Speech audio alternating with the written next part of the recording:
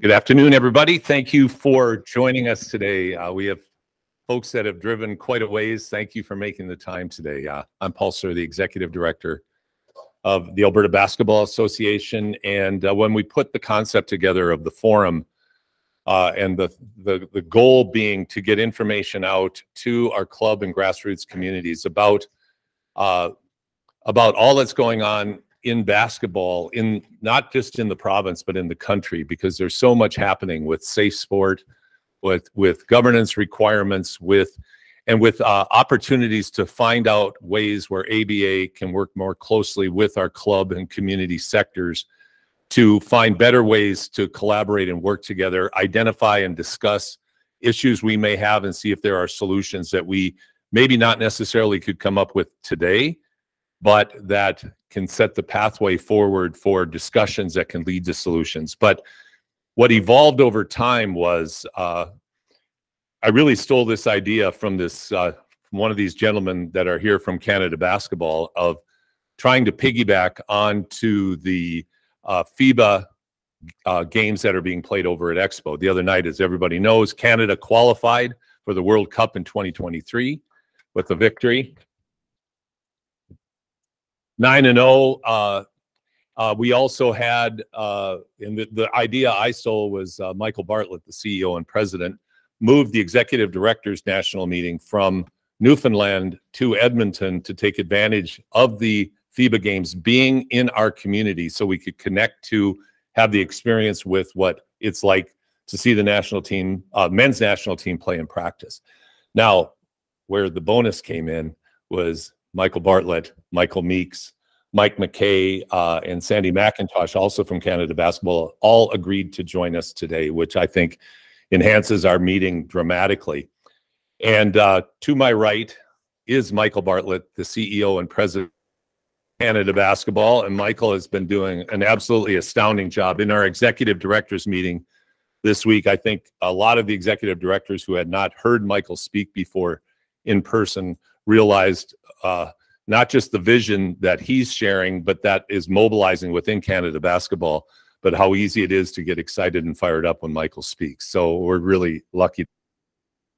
And then a longtime friend of ours, Michael Meeks, who works in men's high performance. Michael's in town with the men's national team, and he's literally not eating lunch to be able to be here with us. So I'm going to turn it over right now to Michael Bartlett. We're going to get started on some of Canada Basketball's newest programs. We're going to loop in Sandy McIntosh, and then we'll have Mike Meeks speak before they have to leave. So, Michael Bartlett. Thank you, Paul. Appreciate it. All right, get all mic'd up here. Thank you all for making time to be here today. And I say often when we walk into rooms like this, I think there is a bit of a belief, like these are the power brokers of basketball, right? We all control an element of basketball at the club or provincial or national level. And I think one of the misconceptions is, and I want to just lead with this, one of the misconceptions is if we weren't in this room, basketball, like if we weren't doing our job, basketball wouldn't exist. And actually, I'll be very blunt. I think one of the biggest mistakes that one of the other sports in this country has made recently is thinking that they are bigger than the sport. Thinking that without us, the lights might not go on in the gym. Quite frankly, it's BS. Basketball is going to be played whether we are in this room or not. What I want to make sure is that as an organization of people that believe in this game and the power of this game and the beauty of this game, we connect ourselves as much as possible so that when basketball is being played, we are collectively doing our best to make sure it's being played safely, it's being played right, and it's being played in a way that celebrates what the game can mean for this country. I talk a lot about winning all the time. But ultimately, and I benefited from being a part of the Raptors run in 2019. I worked for Maple Leaf Sports and Entertainment and saw what winning can actually turn into. The trophy's great. The medal is amazing. What you do with it afterwards is what gets me out of bed. What we can do in this country when Canada goes to the global stage and hits podiums and unites this, nation of ours, it's what we do afterwards that counts. And our job as an organization is to make sure that we are winning so that the young boy or girl on the driveway who's just playing by themselves with their household net is mimicking what they just saw on TV, that winning moment, that shot, that celebration. And then they're pulling on their mom and dad's shirt sleeves, say, like, you got to get me into the program in my community. You got to get me into that gym. I want to get into a coached environment, which just constantly starts to create this amazing churn of interest, participation, and over time, more elite pathways. But at the very least, more people playing this game. And when we talk to provinces and clubs about what our objective is to what your operations are doing, we got to win. We got to win. We saw that spike in 2019 in this country when the Raptors won, what it meant for basketball participation across this country. So we are laser focused on our objective of winning to make sure that more kids want to play the game in your gyms and in your clubs. We've got a handful of objectives that we've kind of defined as our winning equation. I just want to talk you through it.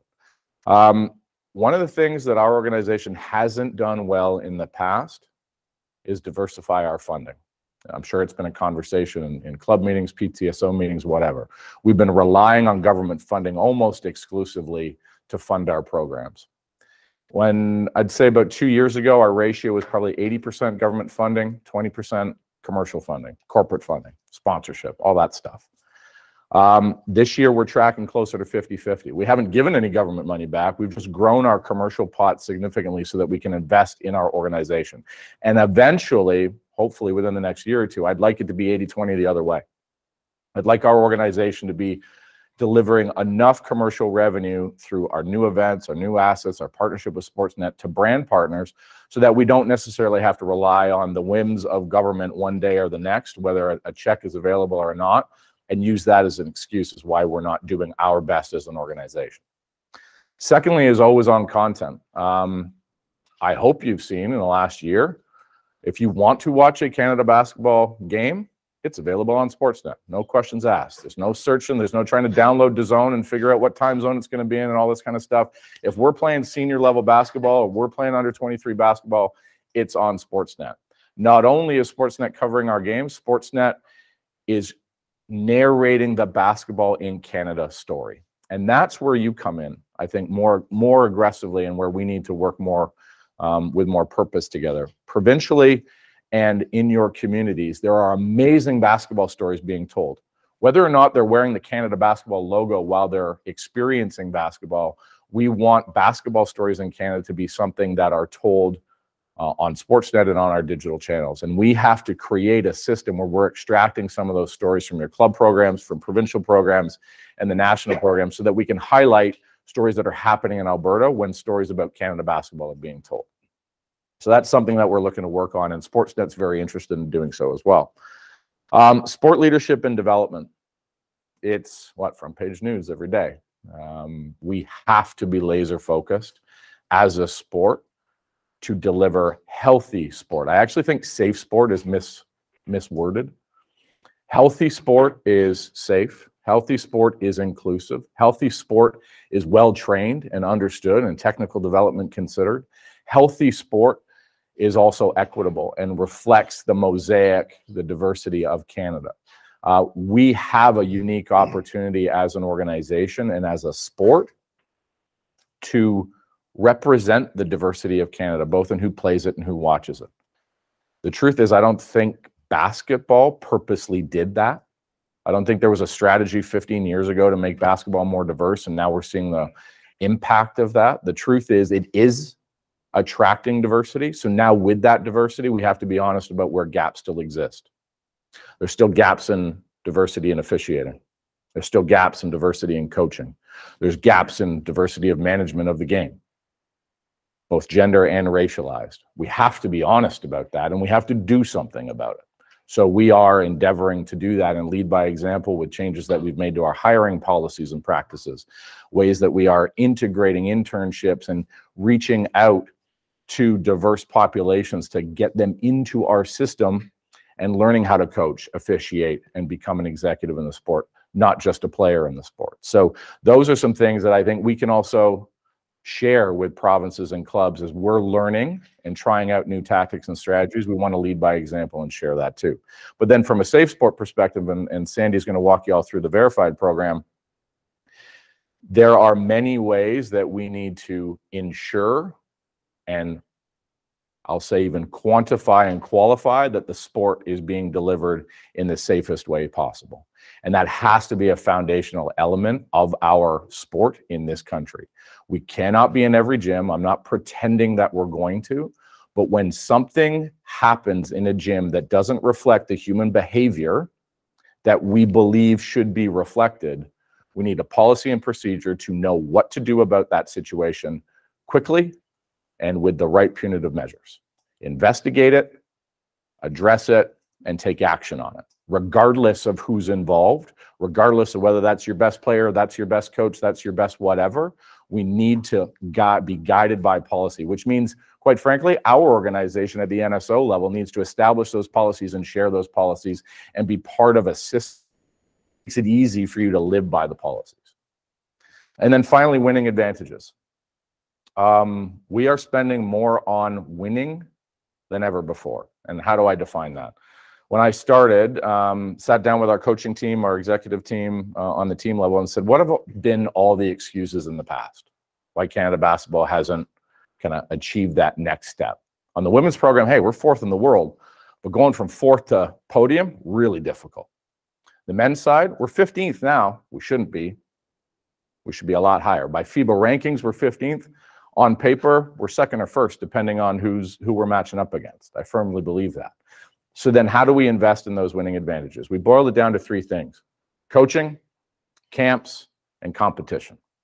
We've invested more in coaching through our entire system. Mike is a great example of that, but we've also got Nate Bjorken and Nate Mitchell, who are now taking various teams within our system under the Nick Nurse system and teaching that system all the way down our pipeline. And we're mirroring the same on the women's program as well. We've hired Victor LaPena from Spain, Noel Quinn from the Seattle Storm, WNBA franchise, and they are now creating a system all the way down 19 and up so that our athletes are learning a single system. And we're going to keep pushing that system down 18, 16, and beyond into academy, because the coaching connectivity is essential for system play. We do not have the benefit of having an 82-game schedule where you have a training camp and, you know, the Raptors fumble a little bit here or there and they get themselves back on track. We've had a 3-day training camp before 2 major competitions to qualify for World Cup. We don't have time to learn. So we've invested in that. From a camps perspective, just to let you know, we're doing more camps than ever. We're doing longer camps than ever, and we're inviting more athletes to camp than ever. So there's more competition for roles. That costs money, but it's going to prepare us to win when the lights are on at the World Cup in the Philippines or in Paris in 2024. And then finally, competition. We're having more scrimmages against high-level competition before these matches. I just got out of a meeting where we just mapped out our path to the Philippines for the World Cup, who we're going to play, where we're going to play them, how we're going to play them, how we're going to get there. We're going to invest in that because next August 25th, the World Cup tips off. Pretty much a month before your registration process gets really hot and heavy, right? Locally. August 25th, Blue Jays are in game 130. Nobody cares. Hockey hasn't started yet. NFL hasn't started yet. All eyes on basketball. We have an opportunity to go into the Philippines with an NBA team and win. And I want every one of your clubs, every one of the provinces, and everyone who loves basketball in this country to leverage that spotlight, because we're going to give Canada a reason to get here for basketball. And we're going to give that kid a chance to go out on their driveway and mimic what they just saw. And then we're going to reach the podium for the first time in eons. And basketball is going to be celebrated much like it was with the Raptors. That's what we're investing in. That's our path. We do not hold ourselves to any truth beyond that. That's what we want to be. And I think that's how we deliver value to the basketball system as well. I can pause there if there's any questions or comments. Any questions for Mike? I get a little fired up, as you see. Wait till we go to LA in 2028 and kick their ass on their court. Like, I can't wait. So just to walk you through too, like how we're making decisions, like what is our why right now? Whenever we look at an opportunity, we boil it down in 4 areas. And if you guys want to borrow these too, I certainly encourage it. Why? Will it make us more capable of reaching a podium? So is it strong? Is it a good decision for the development of our system, our athletes, our coaches, our program?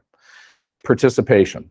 Will it spurn participation? Will it give provinces and clubs an opportunity to leverage what we're doing to capitalize with more kids playing the game in your clubs, on your courts, in your community? Third one is properties. Does it actually create something for us to sell? At the end of the day, I talk about all the investments we're making. I got to sell it over here too, so that we can keep investing in it. We're bringing on brand partners like the Keg, Tangerine, Flair Airlines, you name it, they're lining up. I've got more financial conversations about partnerships than we've ever imagined. Sportsnet's helping a big part of that. The events we're hosting in Canada are a big part of that. We're a basketball event company now. We're a basketball content company now. And those things allow us to have properties to sell. But then I'll call it the fourth one, but it's really the foundational one, and it's purpose. At the end of the day, does that decision live up to the values that we want as an organization? Does it reflect the foundational purpose that we have to use the game to make Canada better? And if we can say yes to all four of those things, we're doing it. Global Jam is an example of it. I don't know how many of you were able to watch the television coverage, but we created an event, brought three women's, three men's teams to come and compete against Canada. 18 games over 5 days, all broadcasted, but it checked every one of those boxes. From a podium perspective, we were delivering system play and style of play to a younger age group, a U23 age group, which for the most part has been forgotten. They age out at 19. Those kids aren't seeing our senior team until 24, 25, 26 because of the talent mix we have. So this U23 team gives them a chance. One of the kids out of that program playing for us this weekend, Thomas Kennedy, was inserted into our senior team lineup because he knew the system that he learned at U23. We were short a few bigs this week. We called him up. That's style of play and podium benefit. From a participation standpoint, 18 games on television in the summer of basketball, I hope that that had a positive impact on people's love of the game and their desire to go hit the court on their driveway before they hit the court in your program. From a property standpoint, that was a property. We sold $3 million, $4 million in new revenue in ticketing and sponsorships and content play that we didn't have 24 or 12 months previous. So that's a big move for us. It was a big bet. I'll be honest with you, we lost money on the event. I won't be shy on that. We're not going to lose money next year because now we've started something. But the benefits that we have from a participation catalyst and purpose and podium standpoint was well worth that investment. And then finally, purpose. We had the first ever FIBA sanctioned parallel men's and women's basketball tournament in the world. I had the head coach from the USA team who has coached in 5 NCAA tournaments say her women's team has never been treated that well at an NCAA tournament compared to how we leveled up the experience. It was parallel. There was no difference in the men's and women's portfolio or program or player experience. It was equal. And now we've got a lineup. We got a problem. We got a lineup of federations to come to this tournament now. It's a good problem. So from a purpose standpoint, we were able to live our commitment to Mad Love, a commitment that said gender equity is going to live true in our sport. So when you get that magic mix of podiums, participation, properties, and purpose, we say yes, we go for it. And we got to now start to think about the next magic mix so that we can go forward and continue to deliver on these objectives.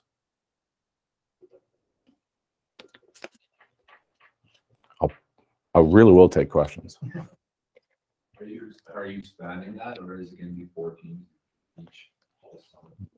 It'll be 4 again each. We got to get to the point where it's like really profitable. I think before we expand, there is certainly a cost element of bringing more on. I don't see us scaling up until maybe the other side of Paris, so maybe 2025.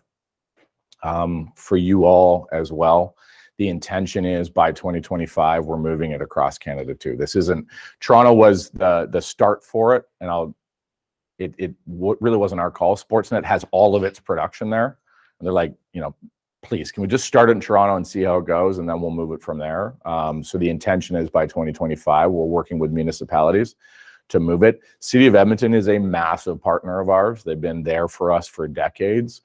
Alberta is going to get an early shot at this tournament for sure. So when you start to move it around, do you play the whole tournament one location, or will you play some games in Toronto and some in Vancouver? One. Well, maybe we get to the point where it's World Junior size hockey, and we're doing split markets and all that. Wouldn't that be great? We have. It took 20, 25 years for the World Juniors really to hit the size that it's at. I will say though, we have big plans for this event, and FIBA is very much behind it, and the federations are lined up the door, so it won't take long.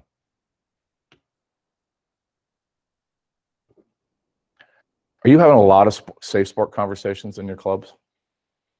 Repeat that, sorry. Are you having a lot of safe sport conversations, like with what's happening right now in the? Is there anything that, you know, Sandy's going to talk next, but is there anything that you need from us to prepare yourselves more effectively for conversations on policy, procedure, and how you would navigate those moves? Yeah. I would just say that ease of access of finding those kind of things, if there are policies and procedures Yeah. in place, how do you access them? Do you be difficult to Okay. streamline? We are one of the few NSOs actually that has our entire policy suite published on our website. So if you go to basketball.ca in the governance tab, there's one tab about our board of directors and one tab of all of our policies. We are updating them all right now. The good or bad news about policies is that they're always evolving. Good news is we're actually evolving them. So we just did a whole new policy suite rewrite.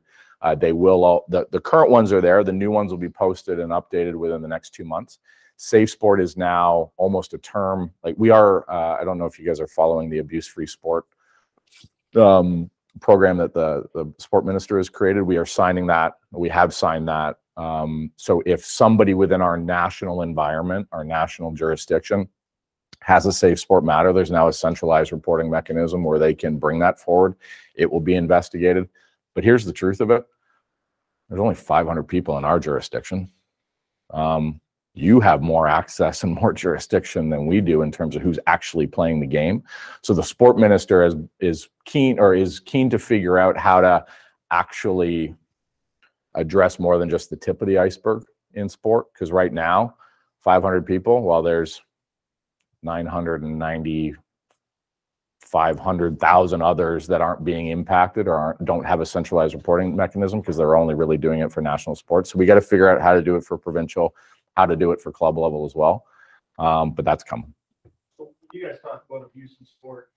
It seems to me that the amount of education and focus and deliverance of training on concussion stuff has been so high over the last 3, 4, 5 years. Are they going to adopt a similar model, where every coach at a certain level has to take an abuse in sport course or something like that? And if so, like, wouldn't it be simple to push that down to high schools, clubs, community leagues, right down to U7 and U9 coaches? Everybody coaching anywhere needs to take this 20-minute online course. Yeah, and I think, yes, the answer, we certainly have ambitions, and part of what Sandy's going to talk about, even with club verification, could out of that training as widely as possible. We were very careful with club verification not to make it actually only about clubs. It's anyone who delivers basketball programming can actually be part of it and therefore engage in the training. I think one of the things we got to figure out too, though, is how it's more than just a 20-minute take the test at the end, check the box type of training. I don't think we have the answer to that yet, but just even most of the recent cases that have been brought forward, the coach or the player or the whomever who has been accused took training. That doesn't mean they embody the training. So how do we find that balance to actually make sure that it lives in our game, not just is a checkbox as part of the way to sign up to coach in our game? We don't have that answer yet, but we're working on it. If I could just jump in here, what Michael's talking about and the leadership that is being provided by Canada Basketball, ABA is taken very seriously, and our governance policies integrate and make available a lot of what Michael's describing already. That's already part of our governance policies that we provide, and we want to link what Alberta Basketball is doing more intricately with Canada Basketball so that we're and being hopefully a leader nationally in safe sport and in providing all of the resources and policies. But we have an awful lot of those, and we'll speak to those later as well. Yeah, Mike, can I just add? So for those of you that don't know me, my name is Marvin Dobish. I'm a provincial sport consultant with the province of Alberta, but a huge basketball enthusiast. So safe sport is the #1 issue that we're dealing with from a government perspective, much like you guys are dealing with at the national level. So we're working with 75 to 80 provincial sport organizations. And the abuse-free sport, like you said, it only applies really at the national level, such a small piece. Yeah. So what we're looking at is how can we create a system within Alberta to deal with everything at the provincial level and lower level. So we're starting to have discussions with the sport law group, who you're very familiar with Steve Indig and Dina Bell-LaRoche and all of their team. And we're going to be doing a first session with the provincial sport organizations coming up here in Red Deer. But we know that we need to create an Alberta solution for this issue right now. So that's some of the comments that are coming around the table, so that we have a system in place, so that our coaches, our leaders, our people who are working with these clubs and different school-based organizations have the necessary training and education, and then can then transfer that to everyone that they're working with. Yeah. Listen, I've said to the sport minister just recently, if they could do one thing, one immediate thing, because right now there is jurisdiction issues and every province has their own mechanism too. If they could just create a connected sanctioning system so that if a coach in Alberta is sanctioned, that coach cannot move to Ontario and get a coaching gig with another club, because right now he or she can, and that you are none the wiser that they were sanctioned in another province. If we could create a connected sanctioning tracking system, we're already a step ahead. I think that's going to come, and that is going to allow for every province to kind of have their own sanctioning process, probably still intact, and not have the federal government in charge of it. But it will allow for us to make sure that somebody who behaves badly in one province doesn't just move and behave badly in another, because that's happening right now. Yeah. Many of our organizations think about community basketball, Southwest basketball. We've got probably close to 1,000 students. We're run on volunteers. So when you get into, you talk about policy, particularly this type of policy, it's full of legalese, it's full of jargon, it's full of, and we just don't have the resources or the dollars. And you end up with rollover in people. You know, they stay for maybe 4 years. So once their kids age out, they are now, they've gone. So I would say, you know, again, access to resources, but something from, you know, templates that we can get that come down that, okay, we can just put this in place, and maybe it's everybody falls under Alberta basketball, and we use that as our policy. Yeah. So we can report to Alberta basketball, because really, you know, they're run by parents who most often just are doing it because they were kind of pushed into that direction because the last people left, so somebody has to take over. And then you get into a conflict. Nobody likes conflict, but I was here just because I want my kid to play basketball. Yeah. I wasn't here to make sure that like, of course, we want to make sure that people are treated safely, and appropriately, but something like a package that would come down if we could. Yeah, policies, you know, a template, a suite of templates where you can also trust that they've been verified by an organization like Sport Law, who we're working with, who has written them. They've been passed by our board, and now we're handing them over. I couldn't agree more, and that's something you can count on us to do for sure. Scary. Oh, it's intimidating as hell. Yeah. I would just chip in that that's exactly what we are providing on providing at a higher level, and that's why we're committed to integrating what we do and aligning it with what Canada Basketball offers. Working with what Marvin and his organization will be able to provide us, but we want to provide that to you so you can just go to the package that we provide you and you have all the resource tools at your fingertips. Yeah, like the talk about that would be fantastic. We already are requiring all of our coaches in the community that should do the same thing, give them one more second check or a record check. If that can be added to, you can check against the Canadian National Registry or whatever, provided the mechanism. Yeah. To do that. Yeah, that would be a big step forward. And it has the crossover between community club and school as well, because we've got so many coaches that are coaching at both levels. So I know that, you know, we've had extensive conversations, as have Paul and Jeff, with the Alberta Schools Athletic Association, the Alberta Colleges Athletic Conference. So, you know, it has to be system integration across the board as well. Yeah, I agreed. Jeff said I was going to kick off, and I said I was going to be short. I just realized I ate up half an hour, so apologies for that. But Mike, you're worth every minute. No, So- thanks. That's great. I think we're- Can we pull Sandy up? Yeah, can we go to Sandy? Okay, so- All right, thank you all. Really appreciate the work you're doing too.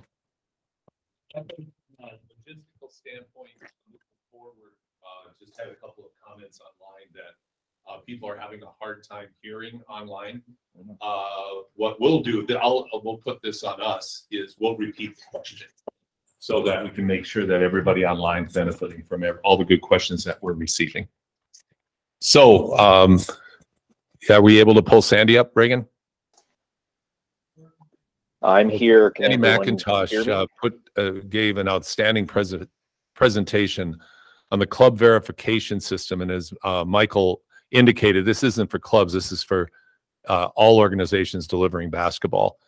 And they've gone through Canada basketball have gone through a real metamorphosis, I would call it, of what they wanted to do. And I think it's safe to say, Mike, that early on you had grander plans of what might be doable, but you listened really carefully to what you were being told. And I think every executive director from across the country left there more hopeful and fired up at what you came up with as a great starting point for the club system and for the grassroots and community-based, everything like that. So,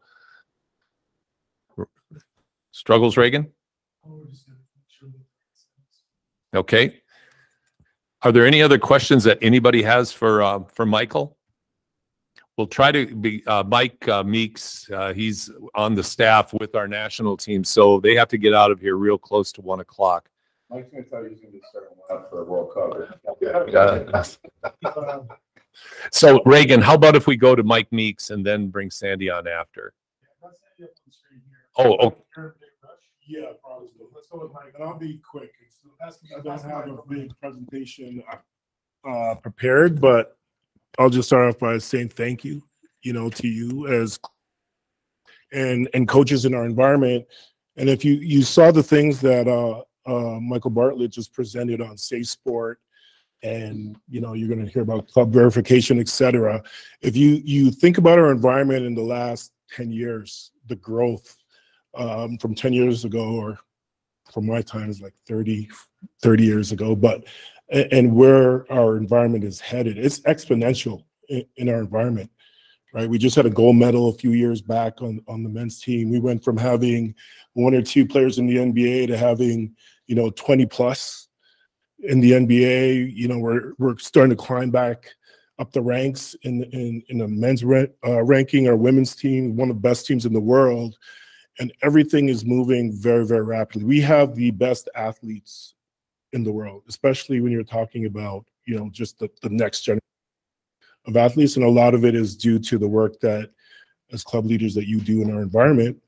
But now our infrastructure, the infrastructure around the athletes, the Safe Sport, the club verification is starting to make up ground as well. So it's important that you start to really dig into these things as they start to trickle out, and make sure your clubs are organized and structured in a way to be able to provide a good, safe, fruitful environment for athletes to grow and develop. Just a little recap. So I was here early in the fall, and we ran an ID camp. And there are 2 athletes from Alberta actually made our age group teams last year. There was Boo Boo Benjamin and Hudson Ward, both phenomenal athletes with a lot of potential going down the road. In the last ID camp, there's probably about 10 athletes total that we're keeping a close eye on. The next thing for us on the men's side, in terms of our age group teams, is our Easter Invitational Camp, right? Where we're looking to bring in roughly 30 athletes for each age group to kind of get down to the group that's going to take the floor. We have a youth that will be held in July in Hungary, and we have a U16 FIBA America qualifiers that will probably, the dates haven't been announced yet, but it's probably going to be in the beginning of June. And there are several athletes that are in line to, that have a great chance of making that team. So thank you to the Basketball Alberta. Thank you to the work that you all do. And if you aren't familiar with our pathway, we have our junior academy here where we're targeting athletes 13, 14 years old. then they usually get targeted. They're making the provincial teams, and then they're getting invites into our U16s, our U17s, 18s, and 19 teams. Those are the age groups that make up our age group team. Question? Mike, could you talk about the importance of that pathway that you just described in terms of identifying athletes and why the provincial identification, the Western Canada ID camp, what are the benefits to that in terms of alignment? So in terms of alignment, for us, in terms of our style of play, when we come in and we run an ID camp, we're introducing the things that drive our game through the coaches, right? Through the camp, through the drills that we're running. Also, I think a big thing are the athletes that we're trying to target to that have the potential to make our teams. It's not rocket science by any means. It's something that we've been kind of perfecting as we go, but we do have a pretty good track record of when we see an athlete, we're able to quickly discern like what resources does this athlete need. The earlier we get them, the more we're able to keep them on the tracks with IPPs and things that they need to stay on the tracks, whether it be strength and conditioning, skill training, diet, whatever the case may be. You got to think in terms of development. The younger the athletes are, the more athletes that actually have the potential of making it. Right? When you do an ID camp at, let's say, U14, you're going to see the most amount of kids at that ID camp because they all think they're going to be the next Steph Curry or LeBron James. And then as they get older and things start to settle a little bit, you'll see less and less. So for us, the earlier we could identify these athletes and the more athletes we could identify at these early stages, and the more we could kind of let the coaches around them and the people around them understand what it's going to take to keep that athlete on the track, the more we're going to start to see them impact our teams. And it kind of plays into part of what you're seeing today with how many athletes we're actually able to, put in the NBA and our depth chart for our national teams. FIBA windows now, you're playing them in the winter, you're playing them in the summer. In the summer, we get the NBA guys, but in the winter, it's a lot of the athletes that don't make the NBA. So we need that big pool to just be ready for when their names are called. And Mike, one more question would be the importance of having access to the resources so that more and more, whether it's if so motivated community, if so motivated in club, that they have access to the Canadian style of play and principles that you teach, and the integration of teaching those principles when they coach and they're helping athletes develop. Yeah, and for the most part, like provinces, they're going to align with the things we're trying to drive, right? Their high performance programs, get their direction from the things that they're seeing us do at the senior level, all our age group teams, et cetera. Now, that being said, it doesn't mean for the different clubs that are out there that everybody runs the exact same offense, defense style play. I think that's probably not the best thing to do for future. You never know which way the game's going to go. So if somebody's full court pressing and there's a little bit of zone being played here and there and different things, when the game shifts, we'll always have a pool to kind of, pivot to. But when athletes, are trying out for our teams, it helps if they know exactly like what's going on, if they're not seeing it for the first time. And that's where the camps, the IDs, the targeted athlete strategies, the junior academies, they're pumping our style of play into the environment at these levels. So when the athlete comes into our environment, it's not the first time they're hearing drive, kick, swing, like they've heard it already. And they get an opportunity to just perform at their best. Do you guys have any plans or strategies to help your target athlete academy, U17, U19 streams coexist with the club programs? As the club programs in our town are getting bigger and stronger, more elite, more prestigious, the athletes end up in a place where they kind of have to choose. They can't play, top shelf good hoops or and be at the academy or be at the provincial team tryouts or on the provincial teams. Like how do you guys feel about that? What is your like moving forward plan and dealing with this? I want to use the word competition, but it's really not. It's just that athletes are going to have to choose. It's all good stuff, but athletes are going to have to choose. And how do you guys feel about that? What's the plan moving forward? So in terms of a plan, in terms of our environment, again, I mentioned exponential growth. 6 years ago, the word prep school in Canada probably didn't exist, right? Even in Alberta, I think that how long has Edge been around for? 6 years, roughly five, right? So, and if you, what was going on with our environment, the best kids were kind of, going down south, trying to find prep schools because competition and also the structure in their environment just didn't really cater to them continuously developing, and they needed that.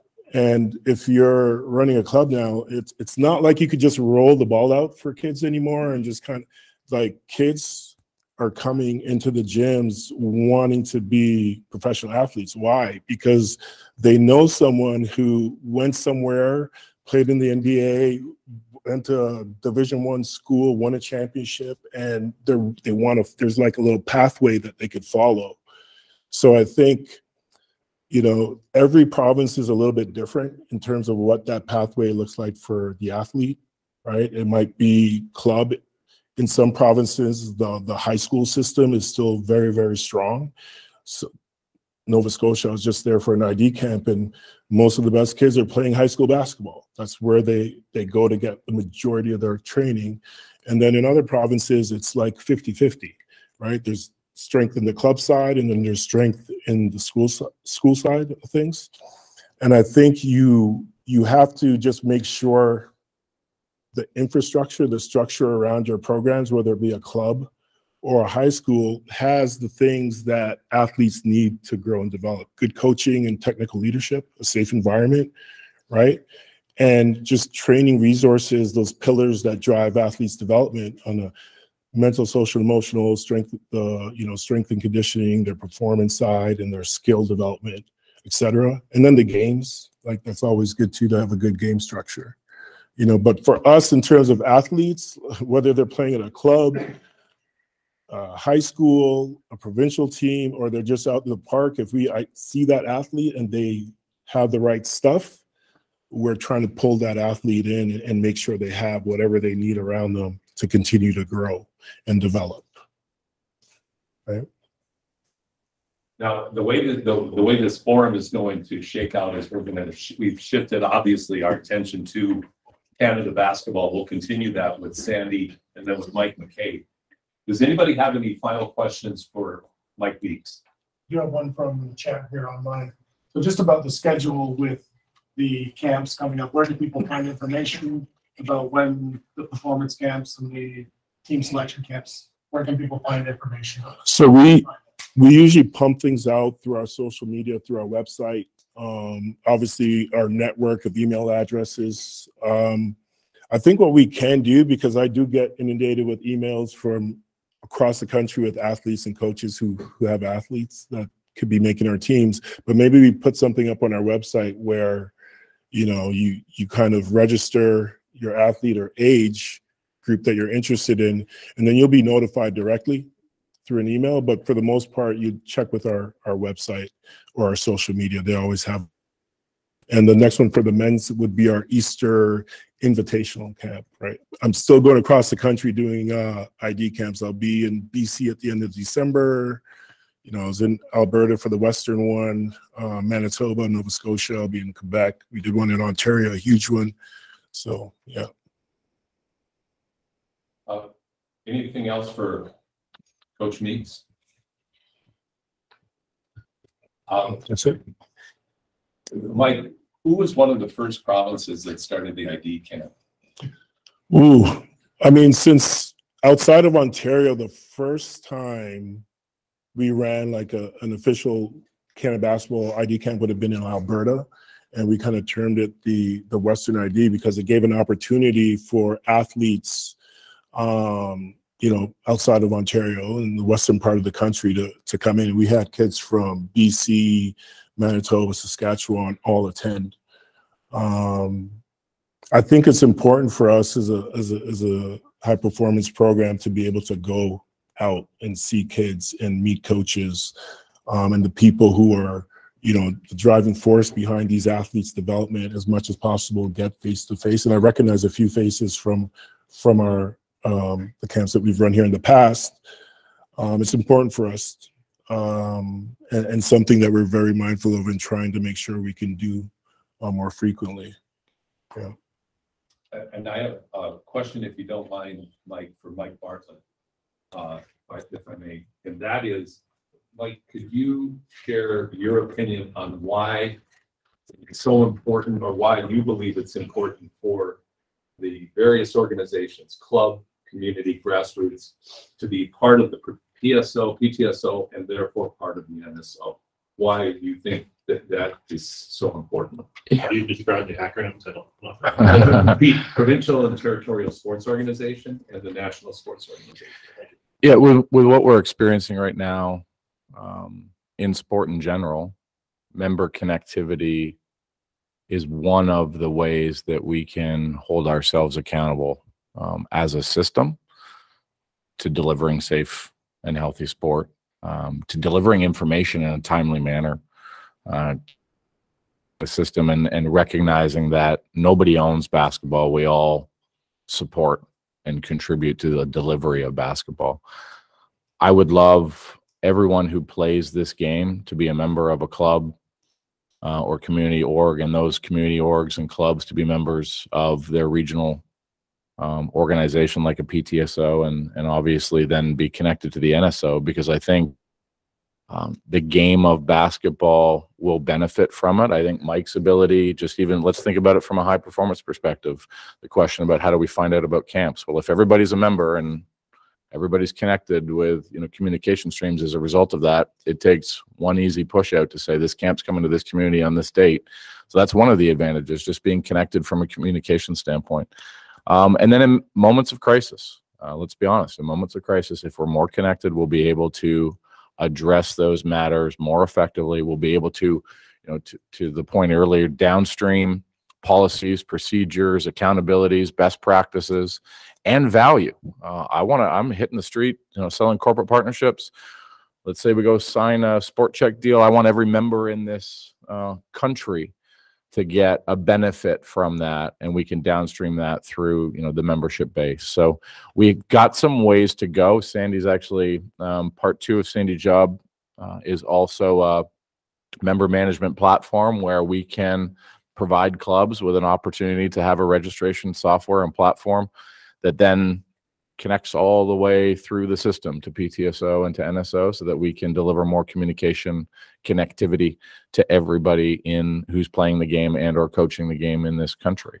Hockey's done it well, the member connectivity part, so there's a best practice there for us to learn from.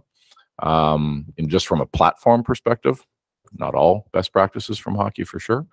But the reality is we've got some work to do, but that's on us to do that work and then make it very easy for the members to become a part of it. Anybody else have any questions of either President and CEO and Michael Bartlett? Just Mike's fine. Just Mike. Just Mike. Mike or Mike? Mike. Yeah. Okay, well, Mike and Mike, thank you. Thank you. Our pleasure. Our pleasure. We'll take Panama.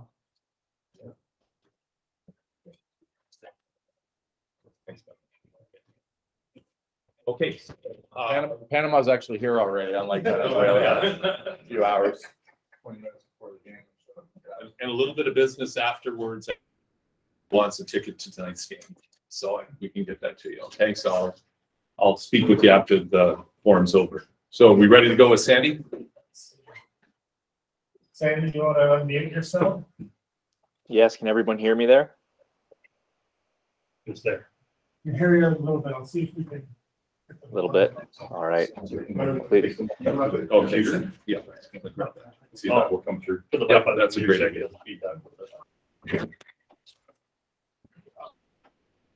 Where's the mic? Let's see. As possible. I'm gonna try to max it out here. If that's out. Maxed out? Yeah. Okay. Where's the speaker? In the roof. Sandy, can we hear you? I can try to talk a little bit louder, if that helps. You everyone hear that okay? We'll try one more time. Test, test. We're cranked up as high as I can go on our end. Okay, well, let's keep going. That's great. Yes, Yeah. middle power. So brief introduction for Sandy McIntosh. Sandy's the manager of systems development and membership for Canada Basketball. We've had the opportunity for a number of months now to be communicating with Sandy and his team on the development and the rollout of what is now the Canada Basketball Verification Program. When they presented this week and a little bit before about where this has been fine-tuned down to and the palpability of it, there was a lot of excitement in the room amongst all of the PTSOs, as Paul alluded to earlier, about what this could mean from a governance piece and a unification and an alignment piece nationally. So without further ado, I'll turn this over to you, Sandy, and scream for the heavens, please, so we can hear you in the room and share the great message you have. That sounds great. Thanks, Jeff. Thanks, Paul. I appreciate the opportunity to talk to everyone today.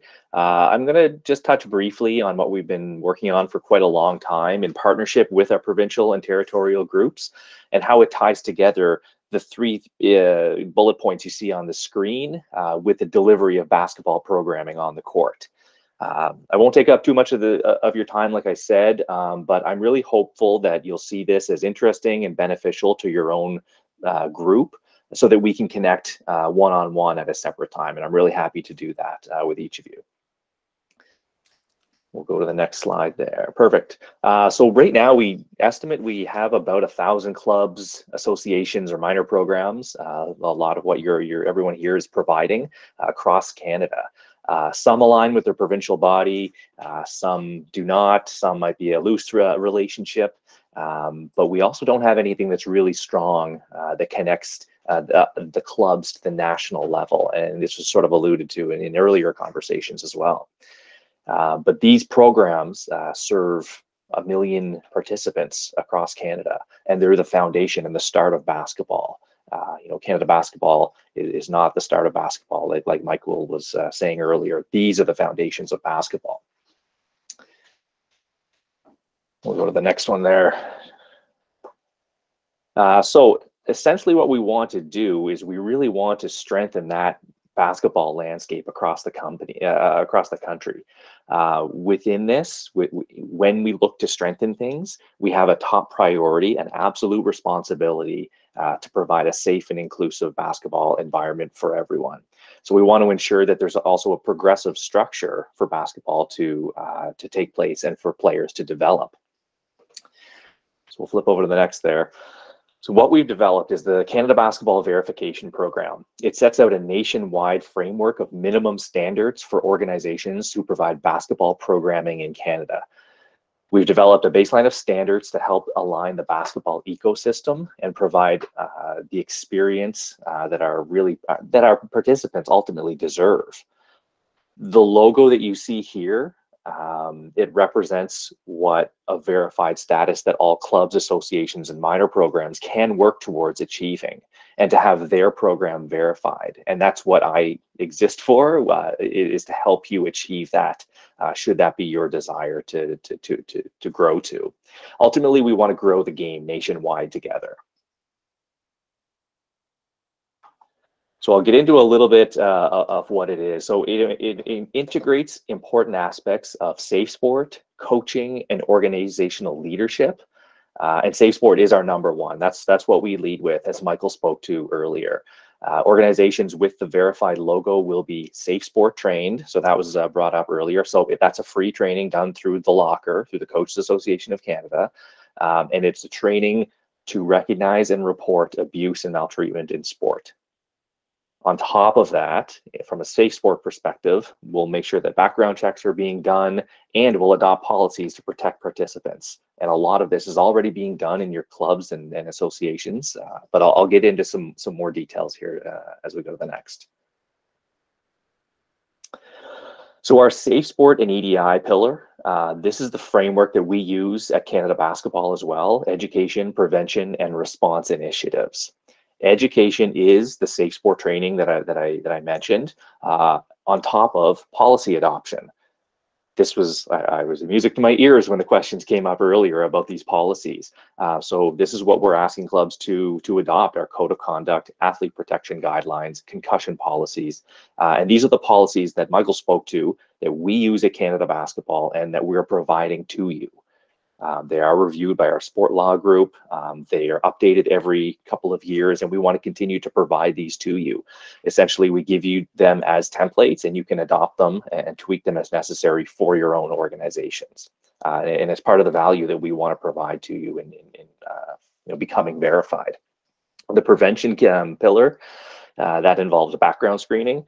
That involves the rule of two and following that within your clubs and organizations. And response, again, that was something that was alluded to earlier, in that we need to have a proper reporting mechanism, so that when something does go awry, that there is a way for individuals to make sure that they can report. Again, this is the framework that we use at Canada Basketball, the education, prevention, and response. These are parts of what can be done under each of those pillars. Universal Code of Conduct, the responsible coaching movement. Like this is not a complete and exhaustive list. These are examples of some things that we're doing and that you can do as well to help support safety in sport.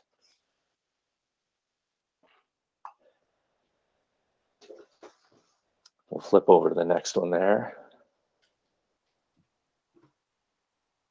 So the next pillar, what we talk about is our technical skills. So this involves our youth playing guidelines. And really what we've done is outlined a set of playing guidelines for youth basketball that align with long-term development to ensure the proper progression of basketball as players grow. We're not telling you exactly what drills and skills and everything to run on the court, but we're talking about, height of net, the size of the court, when to start shooting a three, those types of developmentally appropriate skills to teach when kids are ready to do that. The other piece is coach education. We want to make sure that we have a mechanism for coach education, which already does exist, but we also need to make sure that it's accessible. So right now we're just asking that groups are aligned with their provincial requirements, but as we grow the program, we want to make these requirements more accessible to everyone too. And then our last piece is under governance and administration. This has been talked about within the forum as well. Really, this comes down to member alignment, aligning clubs and associations with provincial and territorial bodies and with our national body. As Mike Meeks was talking about a little bit earlier, like there are so many different benefits to aligning the system, and whether it's outreach, whether it's providing resources, the more we can do to help you out as we align the system, it's only going to make basketball better in Canada. Organizational structure really is your organization meeting proper administrative procedures. Do you have some bylaws? And these are things too that we're providing to you that we want to make sure your club or association can succeed. We understand there's a lot of groups who are mom and pop shops and parent volunteers. So the policies are what we're providing to you. We're providing a sample set of bylaws. We don't want to see a club fold when that parent ages out and the kid ages out. For the next person to come in behind them, we want to make sure there's a solid foundation in that club or organization so that it can continue to thrive and succeed and deliver basketball opportunities for many more kids to come. And we'll flip over just to the next one there. So the question really becomes, why should I join? Why is this important? how do you add value to participating organizations to the verification program? So the benefits that we're starting with are, you get to use the verified logo, and whether that helps to brand your club or recruit more players to play, you'll be featured on our website, on the ABA website, discounts on merchandise, access to webinars. That came up earlier. How do we continually push the Canadian style of play? If we can give you educational webinars, and we have that now communication channel, this is our opportunity to do so, as well as policies.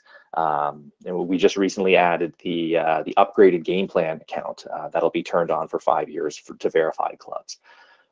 Whatever value means to you, it can be subjective, but we want to help do that. Sometimes at the national level, we can be resource heavy. And again, by aligning the system, and having a better connectivity between the provincial group, between the club, now we can help share these resources and help basketball become better in the country. So we'll go to, I think I have one more there. So we are live right now at basketball.ca/verified. Please check it out. We're already working with clubs from coast to coast to coast. We're talking them through the process about what's exactly required of this. But we want you to go to this, learn more, apply. Once you apply, this is where I'll get the notification. Then I can set up a meeting with each of you individually. We can talk through what the requirements of the program are and how it can benefit your club or organization. At the end of the day, when an organization displays the logo, we want to provide that education that whoever's seeing that, they have confidence that that club or organization has taken steps to create and maintain a basketball environment that is safe, inclusive, and developmentally appropriate for everyone. And that's my pitch. I'm really happy to answer any questions that that folks may have. Vince? Sandy, I noticed Basketball BC last 3 or 4 weeks adopted the verified program. What I'm trying to figure out is, are the teams individually or the clubs individually applying, and the provincial role is to just simply say this is a good program to adopt? Or is it being pushed up through the PSL or PTL? Yes, yeah. So we're doing this in step with the provincial and territorial bodies. So like we were talking about earlier, the executive directors meeting that we had, I was in Edmonton. I had to come back a few days ago, but we're working with the provincial territorial groups to roll this out together. When you're verified, it's called the Canada Basketball Verification Program, but you're then lined up with your provincial body and the national body as that unified system. It's actually, we are signed up. It is on our website. We've been in discussions with Sandy and his team for well over a year on this. So everything that we've been doing and all the policies that relate to club, etc., are aligned with Canada Basketball and the verification program. So ABA, like Basketball BC, is already fully aligned with that, and you can find it on our website. Yeah, Brent. Is there a fee associated with being verified for this program? Sandy? So the fees would, and that's a great question. That's generally what comes up. In other NSOs, soccer, for instance, there are fees for applications and other things. The fees are basically the member dues. If you're aligned with your provincial body paying member dues, part of that member due goes to the national body anyway. That's the fee. That's so if you're already aligned with Basketball Alberta, there's no cost to this. There's not an annual fee. There's not a reapplication fee. Anything like that. Steve, just quickly too, we want to make sure this is accessible to everyone. So big clubs, we're working with a group in BC who has between 8 and 10 members. We're working with a club in Toronto who has 3,000 members. At the end of the day, they're providing the same basketball experience for their participants. So once your organization is verified and registered, is there going to be some type of audit process in year 2 or year 3 or year 5 to make sure that that club is doing the things that they said they were going to do at the beginning? And if they are being audited in some way, who's doing that?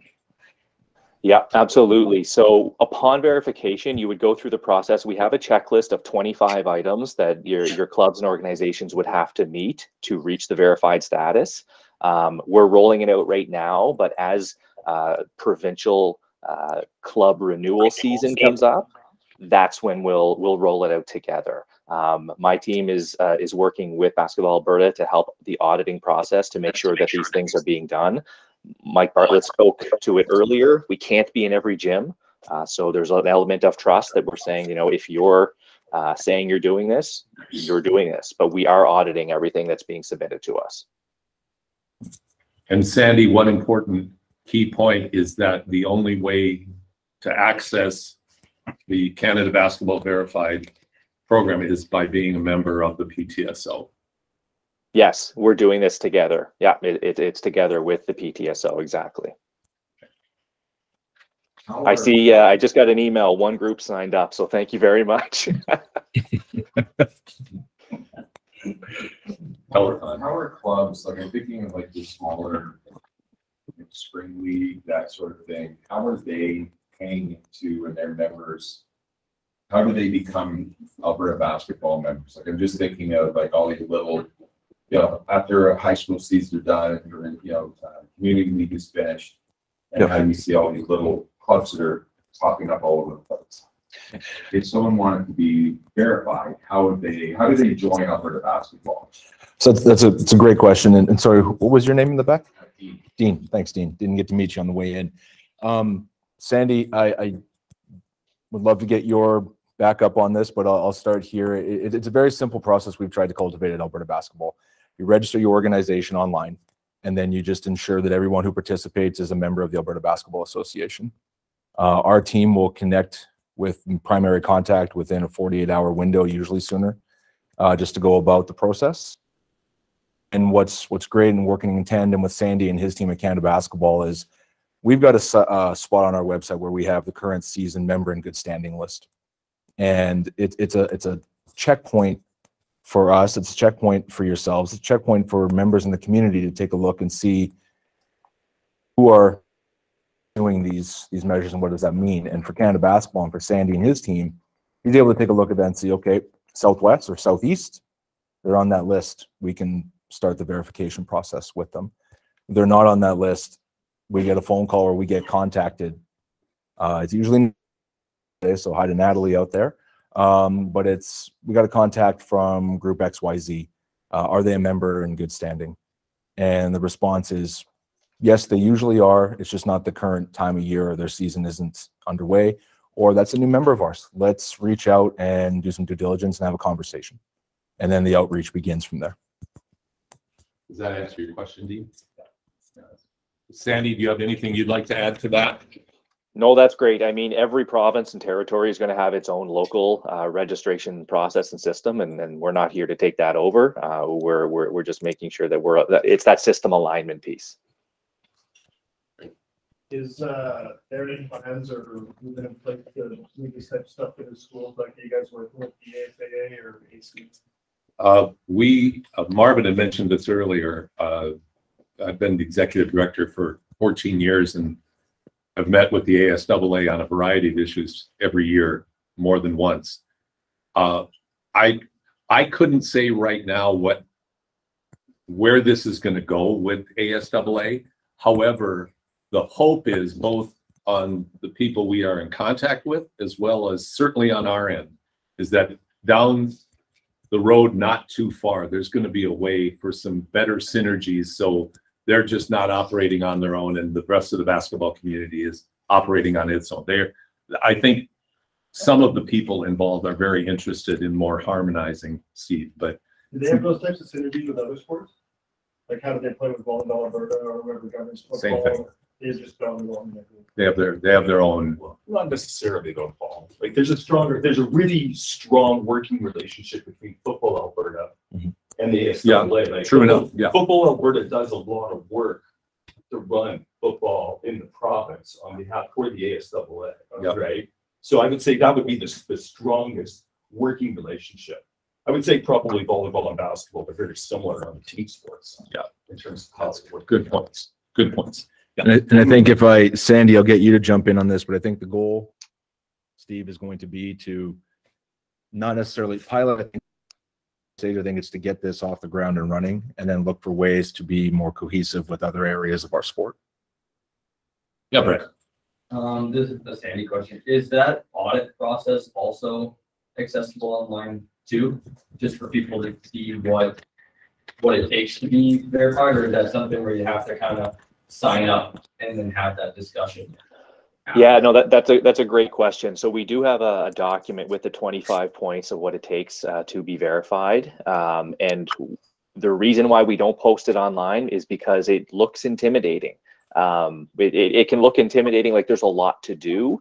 It's not necessarily the case. That's why I like to meet with groups one-on-one and to explain things.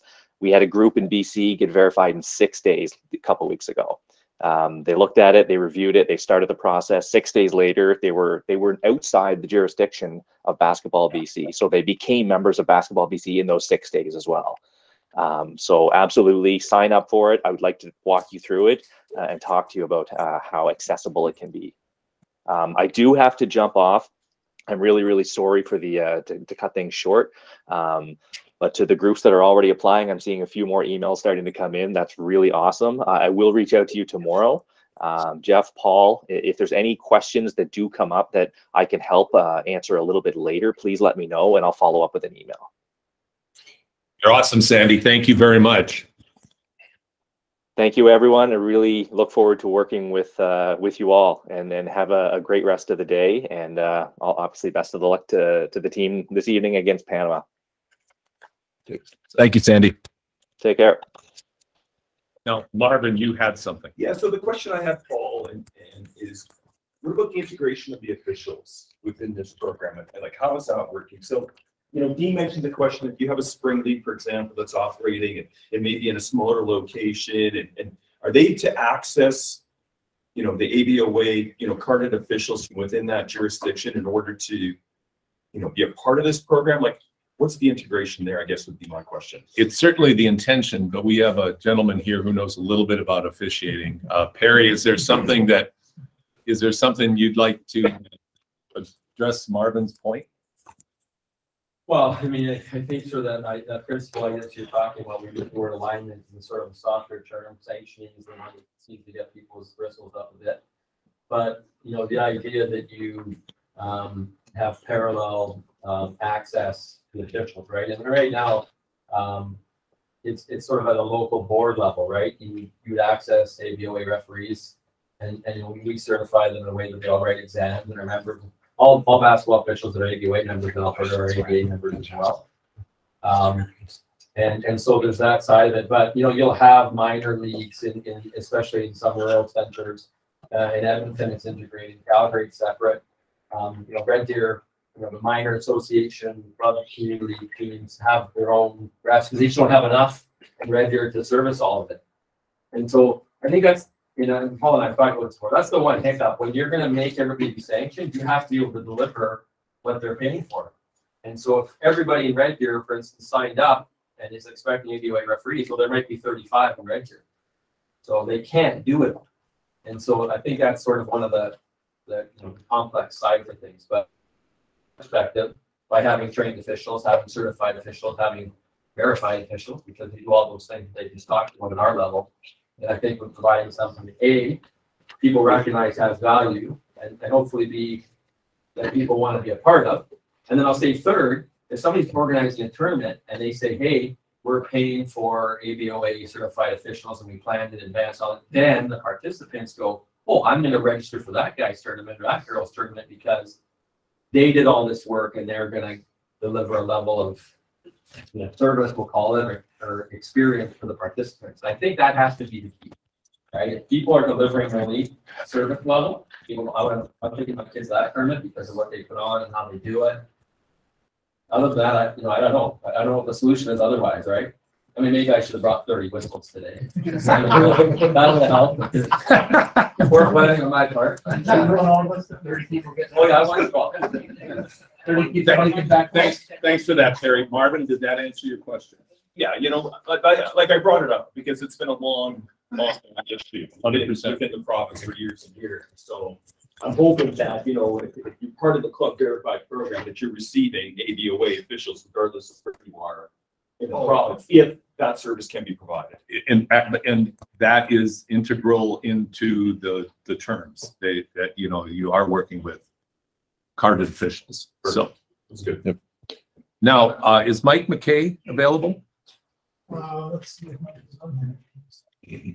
The reason I'm asking is if Mike's available and his time was tight today, we would finish with Mike and then we'd take a break. If Mike's not available, we'll take a break. Mike is not on yet. Okay, then why don't we take, see what have we got, 1:15. Why don't we take a little 5 to 7 minutes, use the washroom, get coffee if you want, and then we'll continue on, okay?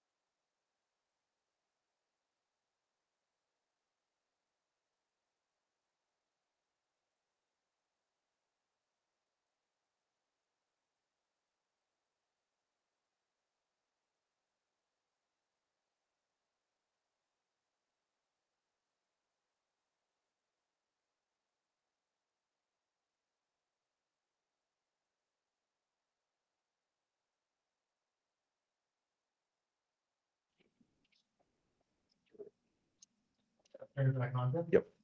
Okay, because I'm not getting that. Big guy. There we go. Not that small. Okay. Take two. We have Jeff Bailey, our general manager. Jeff's going to talk about what we are doing that aligns with what was just shared with you by Canada Basketball and Governance and Safe Sport. And by we, I mean Alberta Basketball Association. One of the reasons we were so pleased and to have Mike Bartlett here, Sandy McIntosh, and of course always Mike Meeks, but to have them here and be able to share with you how this works from the national level down to the provincial level, and the work that we've been doing in kind of on parallel paths, but now trying to align and harmonize exactly what each other are doing. So it's just all the way from grassroots all the way up to Canada Basketball in terms of working on policy and program alignment. So Jeff. Thank you, Paul. So to say we were excited about the turn of events would be an understatement, because before we had set the date to do this forum as an opportunity to connect with the membership group. And as Mike Bartlett said, member activity and member connectivity is critical to what we're trying to do and advance development moving forward. But before we announced the forum, we weren't aware that this executive directors meetings were going to be moving to Edmonton. So the last Wednesday and Thursday last week, we had all of the leadership from across the country in Edmonton in tandem with the FIBA games going on to discuss similar issues that are going on across the country, safe sport, governance, membership, policies, value, just what was going on.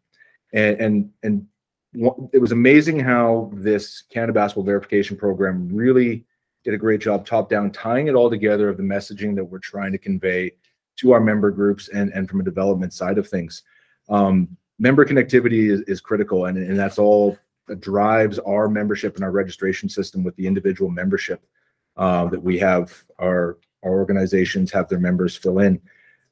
This step is critical, and I'll just state this now at the beginning, because I know a lot of questions come in about why, and can we just upload spreadsheets? Can we just do group registration? And the critical piece about this is, with the individual registration, individuals are agreeing to waivers, individuals are agreeing to concerns, and individuals are verifying that they're getting the information, code of conduct, waivers, participatory requirements, and that dives down to league level with who they're registering for. Can't stress enough how important that piece and that part of this is. And on the offhand, and I've heard people say this, and so what are we waiting for? Are we waiting for something before we take action? And the simple question is why? Why wait? We have the tools and the mechanisms to avoid that. Let's be proactive and get in front of it. The simple thing is, something comes up, a question comes in from the insurance adjuster, and they ask, is this person a registered member of the Alberta Basketball Association? It's a yes or no answer. It's not one for us to go back and say, let me get back to you on that one. Okay. And I don't want to start this off with doom and gloom, but I just want to, I can't stress the importance enough of why the individual registration system, which we've moved to over the last 4 or 5 years, in particular during, this COVID times, is so important. And why, when we're, again, Natalie's not here, but I'll speak on her behalf, not for her, but on her behalf, of when she's talking with your primary contacts or with your admin, why this is stressed, that is the reason. Now, our governance updated on September 1 of this year. Our membership season is September 1st through August 31st on the year. A couple of updates this year that are in check that we just want to make sure everyone's aware of, and it's been shared, but it's important. One is background checks for coaches. It's a mandatory field on the back end of the registration system for coaches when they register. Two things are possible. One, you can upload your background check if you have one. Two, you can apply for it online through Triton, I believe is our membership group. The registration system, it's a $25 fee if you do it that way. However, peace of mind is I've done it myself online, and it's been in my inbox and it's been uploaded to my account within a 1 to 3 hour window, as opposed to a 24, 48 hour turnaround that it states. So they're pretty quick at it, and it's pretty efficient. Reagan, you can agree with that? Yeah.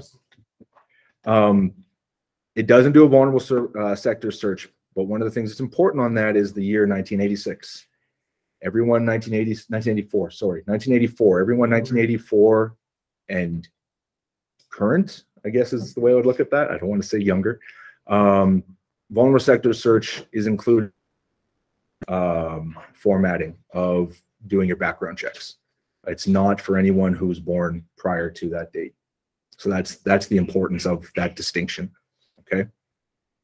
The second one is, and there was a lot of, as we got back into basketball this spring, it was exciting. It was a great time to just be back to playing, and our kids were having a great time. We were all happy to be talking about basketball again, as opposed to protocols and cohorts and language that we hope to never use ever again.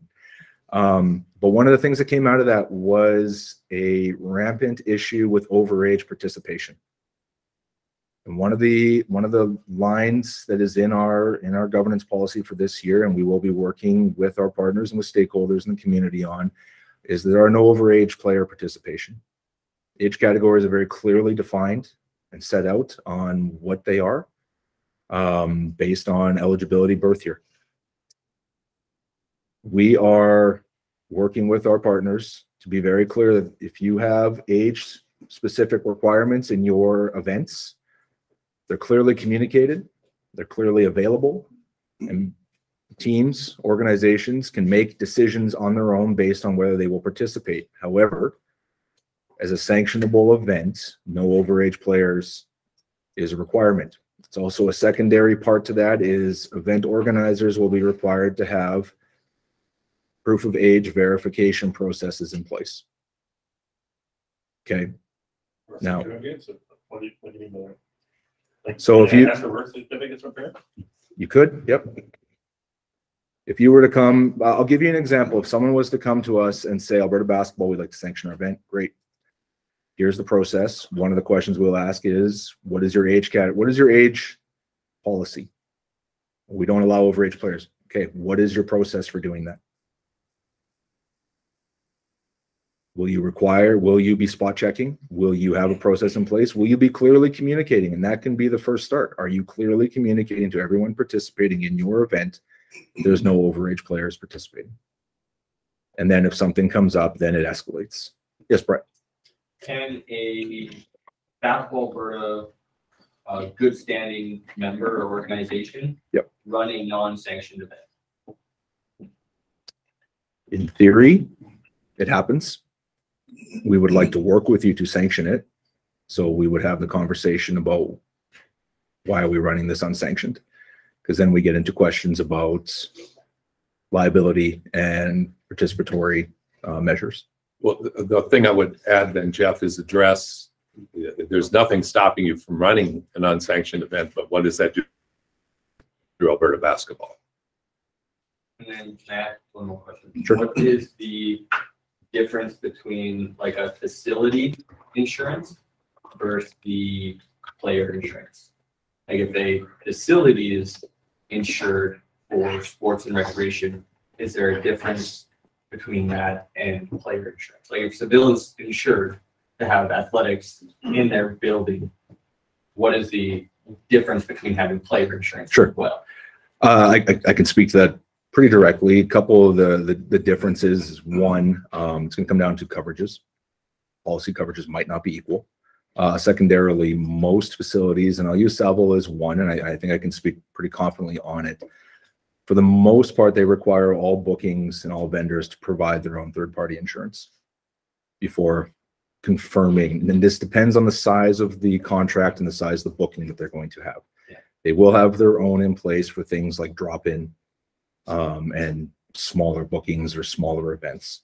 But primarily they will ask for, and if any of you have booked a gym time at Salvo, they will have asked you for a certificate of insurance, which is another piece of, with the registration with Alberta Basketball, we provide for you based on the verbiage you require. Sometimes organizations require school districts or they require a region within the province, or they require the governors of the university added in as a third party additionally named or insured. And so that's where the feedback comes to us and we get that information for you. So if we wanted to run an event at Seville and they request insurance, are we able to show that we are a good standing member of Basketball Alberta and that all individual participants will be registered under Basketball Alberta, and that would be sufficient? Yes, that would be part of the verification process. So you would apply. We have a link. There's a link on our website. There's a link in the governance policy where you can submit. I mean, most people also just pick up the phone and call the office. And once all the verification is done, then a certificate of insurance is sent to you electronically, and you have a copy of it with whatever requirements you need. Awesome, thank you. Yes. Last year, obviously due to limited practices, limited gym space, etc. I did go over it with you last year, but just sort of what's the current policy sort of on being, even this year we ran one outside doing gym space with this. Regardless of if you run it in tents or not, usually it's not. Right. But being inside public property, and this also could eventually overlap into 3-on-3 or whatever the case may be. So sure. What is the general, where does it go? Right. So that comes down to risk mitigation. Okay. And that'll come down to whether the organized activity, and this is, it's all, I mean, I'll use some language that sounds very specific, but essentially they'll call it, as long as it's an organized activity that is censured by your zone or your association or your team who's a member in good standing, coverage will be in place. The question will be asked, why are you doing it outside? And if you're doing it outside, there's always the expanded considerations for additional safety measures. What's the condition of the court? What's the condition of there being potholes with puddles in it? And if there's going to be lightning storms, are you going in for cover? Because that's going to be something that doesn't happen indoor. I coach soccer as well, right. So they have that, in place. Right. These were right sunny days, but that's what you gotta. Right. So this all comes down to also another piece of this, which is called your EAP or your emergency action plan. And that is a part of the Canada Basketball Verification Program as well, that all verifiable groups will have an emergency action plan. And so if your activities, the occasional or maybe at this point in time, frequent outdoor usage is something that's in there, you would have something addressing what your emergency action plan is for those kind of considerations. During the C19 days that we've all put behind us, we had to have conversations with the insurer about these considerations, right? Facilities just weren't available.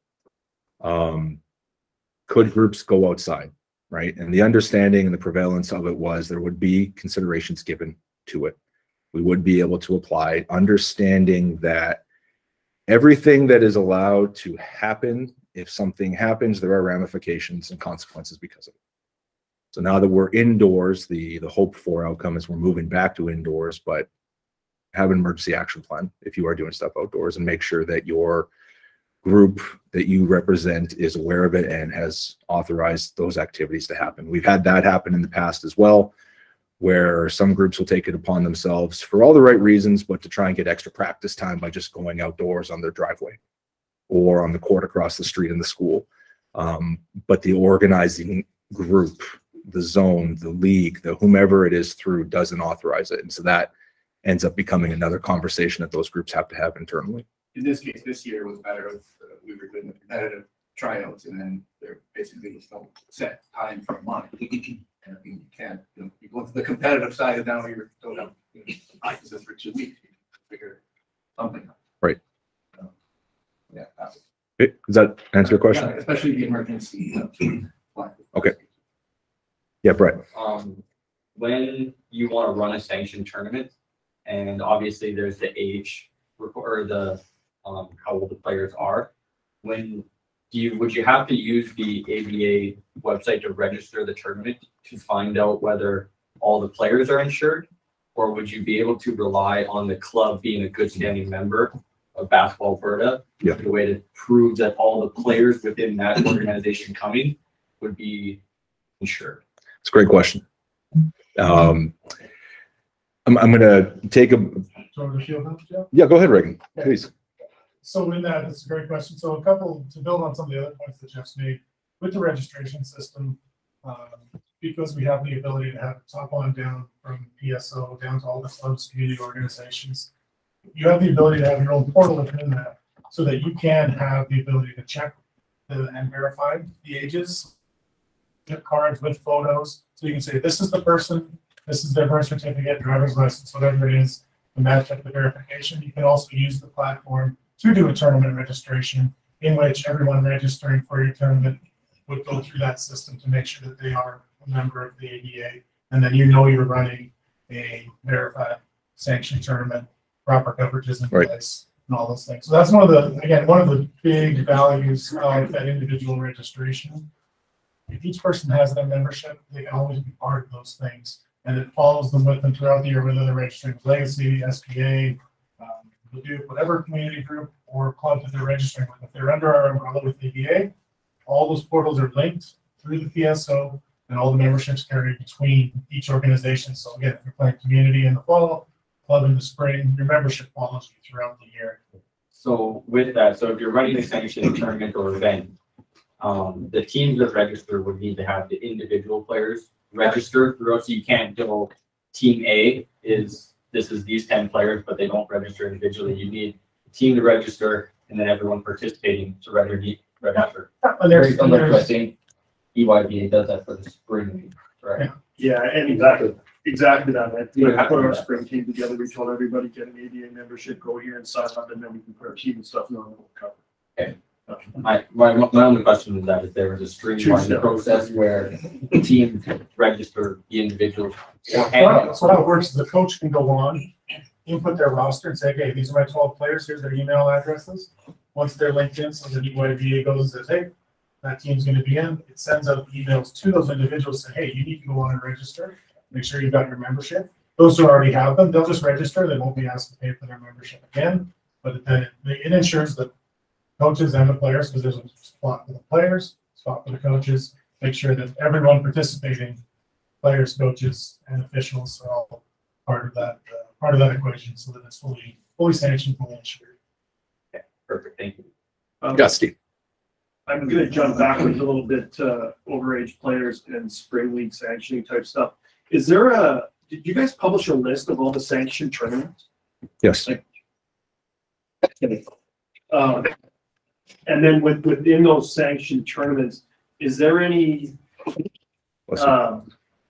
first of all, do you guys check, like if they're actually allowing overage players? Do you guys do anything to actually police that? Or is it just on their honor that they're properly sanctioned? It's twofold. And Canada Basketball alluded to this earlier. We can't be in every gym at every time, and we understand and we know the limitations and capacities that are there as well. But in the beginning, when we go to post a tournament, and those are going to be upcoming, I believe, here as the season starts unfolding and people are getting their plans and we start populating the website with it. We'll take a look at the website and see what's on there from the age category. That's typically the time of year when we see an influx in new memberships coming in for new groups, new teams. They'll be registering, whether it's Club XYZ or it's Team South or something like that, and we'll do the verification on the age groups that are in there. And then we'll spot check, which is very similar to doing the background checks on coaches and whatnot who are in the registration system. So we'll spot check and look to see are there issues. And then sometimes issues come up, people file complaints or they submit an issue and then it has to be vetted. So once we get all the kids playing in the tournaments, actually in the right age groups, the next issue that we experienced this spring was we play a team on Friday and then we play them again on Saturday, and it's a whole different team. Is there, that's not the only one who had this. Is there any plans or any ideas or thoughts moving forward to start taking those tournament rosters and at least holding them accountable to being the same within that tournament, if not for an entire season? And again, like once that was set up, the next step would be actual standings of individual club teams provincially. Are you guys walking down that path, or is there anything moving in that direction? I think that's. Sorry? Oh, go ahead. You guys want to finish? Okay. I think it's a great question, Steve. I think one of the things that some of this falls down to is going to fall down to leagues as well. League policing of teams that are playing in their tournaments or in their league play. tournament organizers. As a part of this, it's Club programs are not actually playing league, right? Or This right. right. huge portion of it is tournament after tournament after tournament. Right. But what it will come down to is a tournament organizer will have a roster submitted for participation, and we'll be verifying that the participants on the roster should be the ones who are taking to the floor on day 2 versus the one on day 1. That then becomes another conversation to have from a different policy perspective, but that would be the start point. Okay. Pulling from soccer, could you not possibly all the work with the official association on, I mean, sometimes depending on the level of club soccer, I mean, they look at every player with a player's card. I mean, even a spot check in theory. Guys like over 45 now, right. Soccer, they're looking at us, right? And they do that in club level soccer all the way to the field. I don't know that there's some middle ground to work with I think that's a great comment. I think it's something for us to take back and review, and look for, is there viability to incorporate that into what's happening right now. We've got the registration system. We have to, it gets used a lot that everyone's doing this for the kids. We're doing this for the right reasons. We're in here doing this for the kids. And so there's a good faith approach to that as well that wades into the expectation that people are doing this in good faith as well, and not looking to just load up the next day or make changes on the fly. So it's more administrative work. It's more policy, but maybe even just player. Even now in minor soccer, I have for my 17, I got players. Nobody's gonna check them, but right. Yeah. I can say this. I played indoor soccer one time, if anybody wants to believe that. And I didn't have a player card when I showed up on the pitch. So I understand. I certainly do. I'll build on it too. Like as Mike Marlin said too, we can't be in every gym all the time. So there's a level of integrity and honesty that's required amongst the basketball community. But there are following principles. If you want to be a verified club, you should want to follow the principles and do things the right way. Again, we know that the vast majority of people want to do those things, do them the right way. And so, again, it is incumbent on the tournament organizer to take a little bit of time to do that. I've been to the tournaments in the States where when you show up, you've got to take your whole roster. Everybody's got to check in. Everybody sits through a half-hour video. Everybody to be at those things and go through that process. And it seems like people are very willing to jump through those hoops when you're in Vegas. But when we just come to Saddle for a tournament, that's just too much to ask. Really, again, if we want to move this stuff forward, we want sport to be safe, we want it to be fair, we want it to be diverse and equitable, we want all those things.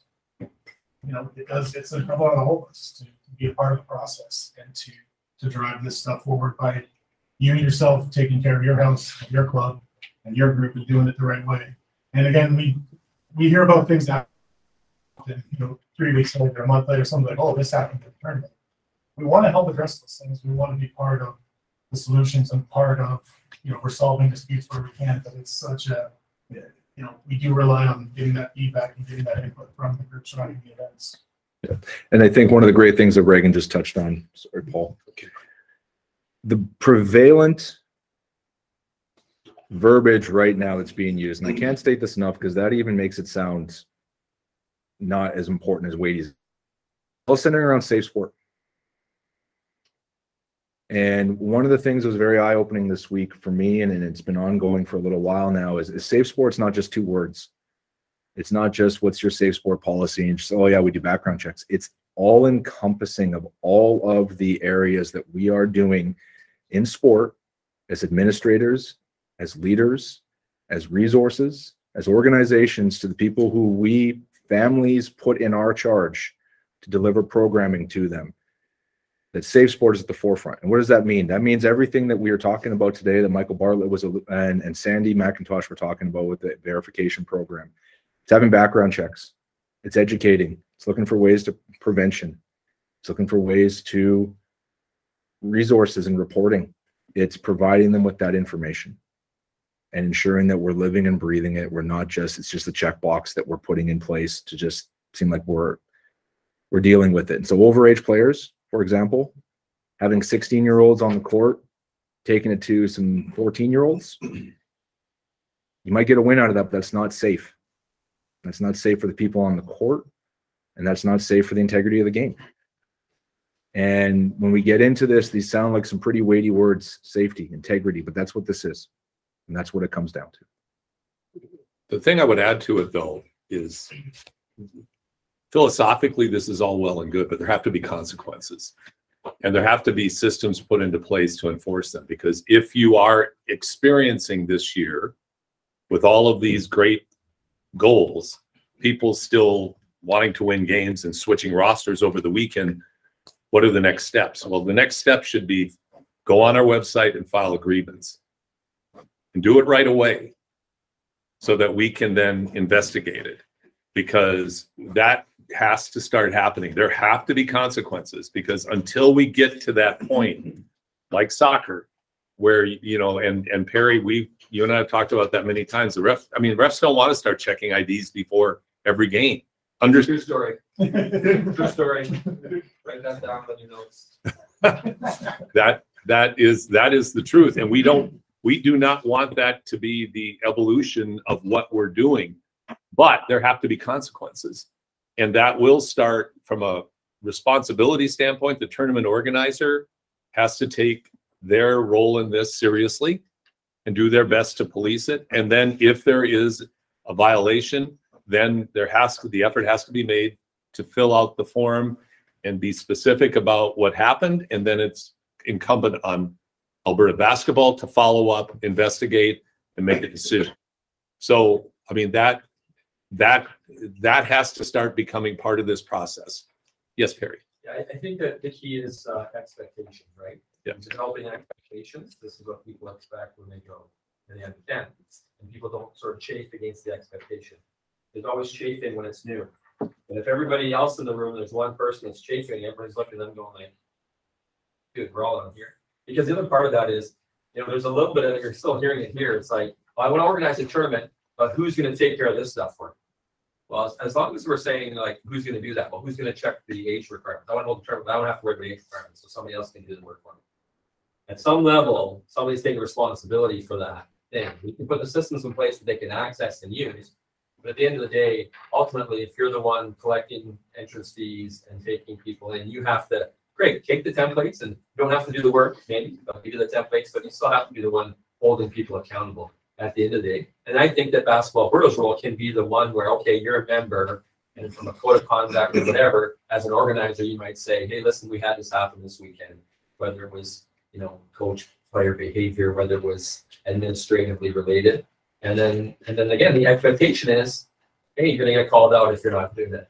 And then people will just, I think they'll line up. Because like Greg said, the vast majority of everybody wants to do it. But unfortunately, 64 of those pages are for the one person that does it.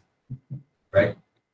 Well stated. Yeah, we have a couple of questions from the online. Can we address if a group who is in good standing runs an event that isn't sanctioned? Should know the words here. And then how to run a tournament where you may have groups coming that are members or from outside of province, out of the province. How you go about making sure that it's still in line with policy. Okay, you want to take that first, that last one? Sure.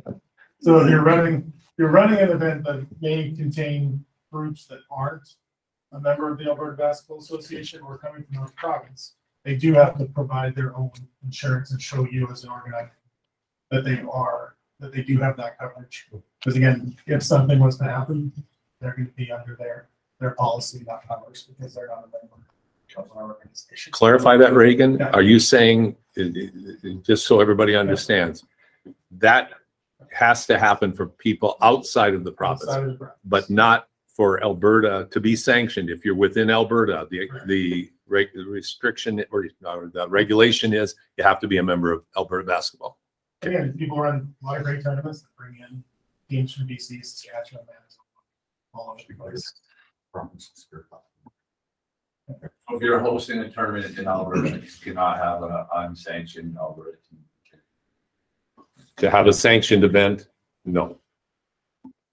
Even if they provide their own insurance? If they're from out of province, yes. But if they're in the province and they're not ADA, even if they provide their own insurance, they can't participate?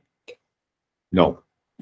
That's the line in the sand we're drawing this year, and we're taking the lead from soccer, from volleyball, from hockey, although that I know is not a word everybody loves to hear right now, but I'll use soccer and volleyball. You don't step on a volleyball court unless you're a member of Alberta Volleyball. You don't step on a soccer pitch unless you're a member of Alberta Soccer. We've kicked that can down the road for about 5 years now, as we talked about sanctioning. So that's our hard line this year. And You could run the tournament. You just can't, it wouldn't be sanctioned unless. exactly. Yeah. There you go. That's right. Yeah. That's right. Does an unsanctioned tournament have access to EDOA or ADOA referees? That will be, that's. Well, for- currently the answer is yes, because I mean, there aren't sanctioned tournaments, so there's very few. I should say there aren't any, there's some, but there's very, right? So right now it's at a local level. And are you guys want to take a stand on that? If not, set referees? Well, here's the conversation. I'll shed some light on that Paul and I have had. Okay, it's not about us taking a stand. We don't want the officials to be the nail. The administration has to be done first. You can't just say, "Oh, well, we'll make everybody line up because the refs won't show up." Like the work has to be done first. That like we're the back end of this deal. We're not the front end of this. And you know, it is a threat that makes the referees sound like they're the left team. It's not a good place for referees to start with blocking work. So from that perspective, sure, it's a benefits to everybody to have insured, sanctioned, trained, check mark safe at least, background check kind of people. Well, for sure.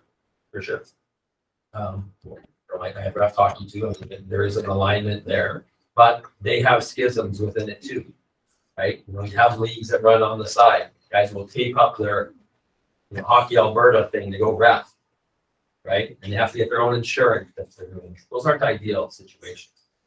But at the end of the day, people still have choices. You just have to, we just have to provide the best choice. That's what we need to do, right? You can't just eliminate every choice. People have choices. Provide the best choice and people will choose it, I believe. And the way I would describe the ongoing discussions that Perry's talking about that we're having and that our associations are having, it's coming like this, but it's not going like this. It's gonna continue to come like this incrementally as we keep putting this work in and helping everyone understand the why. I mean, Canada Basketball isn't doing their verification program just for the heck of it to look good. There's a methodology and a real reason behind it. And that ties into that concept of safe sport that's going to get more and more regulations piled on that as time. Wouldn't you say that's fair, Marvin? Like that momentum, that's irreversible. I think the one other thing too, like you talked about the complaint management system. So I think the one thing that we need to look at addressing is for those complaints that can't be managed by Basketball Alberta for whatever the reason may be. Potentially, there could be a Basketball Alberta team that's participating in a club tournament. You know, if we're leading up to Alberta Summer Games or things like that, we have to also have an independent organization or mechanism in place that can handle some of those complaints too, so that Basketball Alberta could potentially be removed from the situation, and you have somebody independent who's assessing and reviewing whatever that violation of the code of conduct may be or the situation. And we're working at the board level right now on formalizing that. So but I think it has to be even outside. Oh, yeah. The PSO per se. Very much so. And this is something that we're having the discussions with sport law and other organizations about that service being available to the provincial territorial sport organizations and their members. And we're looking, we need to have further conversations to get this absolutely right. But to your point, to what Perry was just saying, and to everybody, I mean, the work is ongoing, but the trend is irreversible. And Michael Bartlett was talking about this the other day. He said, we've just been lucky that we haven't had one of those situations yet that are, creating the chaos that have been created in other sports. So we want to just be in front of it. And that's what we're all working towards. I think we've got an online question, Reagan. Jay, do you want to go ahead? Yeah, just a couple things that are still floating out there that I think would tie into this. I see that Ken had asked about what happens to a member in good standing if they run an event that isn't sanctioned. And the reason I think that ties into this is because from what I'm hearing from what Paul just said, and I want to get clarification on this, because we have some larger leagues who some of their zones and members aren't members of ABA yet they've provided their insurance and our league has been sanctioned. So I just want to hear this clearly. Are we now saying that, an example for CMBA, whose members aren't there quite yet, they're going to have to get them there in order for their league to be sanctioned? That's my question, and that's what I'm looking for an answer on, because to date, that's not what it's been. And what date will that take effect, so that we know what decisions we're making? Well, as of September 1st, I mean, you use the example, and just so I make sure I heard that correctly, you use CMBA as an example, right? Yep, CMBA, and even some of our tournaments that we've held, we've got Edmonton groups that branch off from their, so this is where it gets complicated, right? We have, let's just use Northwest, for example. Some of their coaches will put together a team in the spring. The players will be insured through you guys because they played with Northwest, but the coach and his club aren't. He'll provide us with insurance, which has happened.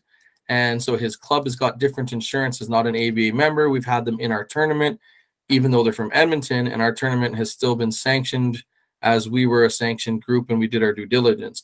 You're saying the due diligence for outside insurance within Alberta, if they're not a member of yours, will not quantify for that event or league to be sanctioned any further. So I think, Jay, if I can touch on this quickly, and I think this spells down to the nuances that we have to be keenly aware of moving into this year. The intent of September 1, 2022 was to be fully sanctioning, which the letter of the language specifies these are the requirements. I think that gives us the opportunity now with a forum like this and with working with groups to be getting out in front of the spring, to be educating, providing opportunities to communicate and work on getting these organizations aligned, talking through whether it's an education piece or whether it's just an information piece of you have a team that's comprised of athletes who are already all members of the association. How do we go about getting your new team or your new club or your new organization registered so that it can fall under the requirements for our sanctioning policy? Yep. And then the last part of that, Jeff, that's a good answer, is just to what Ken King asked here is a very good question, because we've talked about, Paul just had mentioned earlier about, putting into place basically ways to reprimand or look at and discipline groups that aren't in. So if a member group does run an event that is not sanctioned, does that affect their membership status as being in good standing? Or are we putting together a variation of, again, overage versus non-sanctioned, whatever it is? I know you guys can't police all that, but specifically Ken's question is very strong. What happens to that member status if they run an event that is not sanctioned? I think that's another great question, and thanks, Ken, for providing it. I think at this point, that's something that we're going to have to take back with the team, take back, Jay, to the discipline policy and the board level to review what we're going to be doing moving forward in those situations. Like I said, I think the intent right now is to be getting out in front on this, to communicate, to educate, and to work collaboratively within the community to avoid these scenarios carrying forward. Perry made a great point. Like, sometimes there's going to be an oversight or something's going to happen, and we're going to have to, the first thing that's going to have to happen is there's going to have to be a formal written complaint or a formal written something submitted that there was an issue that took place. Oftentimes, and Reagan mentioned this before, we'll get information third hand or directly, but it'll be days, weeks. And so we're building out the mechanisms to be able to have that be a more timely reporting process. And I keep looking back at the projector and the camera, trying to make eye contact with you, Jay. But that's where the process is at right now. And we're hoping we're getting an early start on this so that we have as smooth and level of playing field moving forward into the winter, spring, summer seasons as possible. I would just add a bit to that. I agree with everything Jeff said, but what we have made the commitment to Ken's question is, if a member in good standing runs an unsanctioned tournament, we will have to have a discussion with that member in good standing and look at what prevented them from running that tournament in a sanctioned manner, and how can we help it. Now, that's we know we can't take the hard line on everything. We have to take the hard line of to have sanction status. This is what's required, and that's what we're working towards moving forward. So to Perry's point about, you know, we're not trying to put the hammer on everybody, but we're trying to lay the standards down, because this is the way the world's got to start aligning, because at some point it's going to be legislated anyway. That's the direction it's heading. And so we're trying to get in front of this, like Jeff used that term. We're trying to get in front of this and lay these standards down, because it is for safe sport. It is for the protection of all participants. It is to make sure that standards, best practices, and policies are being taken seriously. Yes, Brett. So obviously, like the 2022-2023 ABA season has already started with September 1st, and we're hearing this information through the forum now. Will there, and obviously there's answers that we don't have concrete answers to yet, and there's still policies and things like that.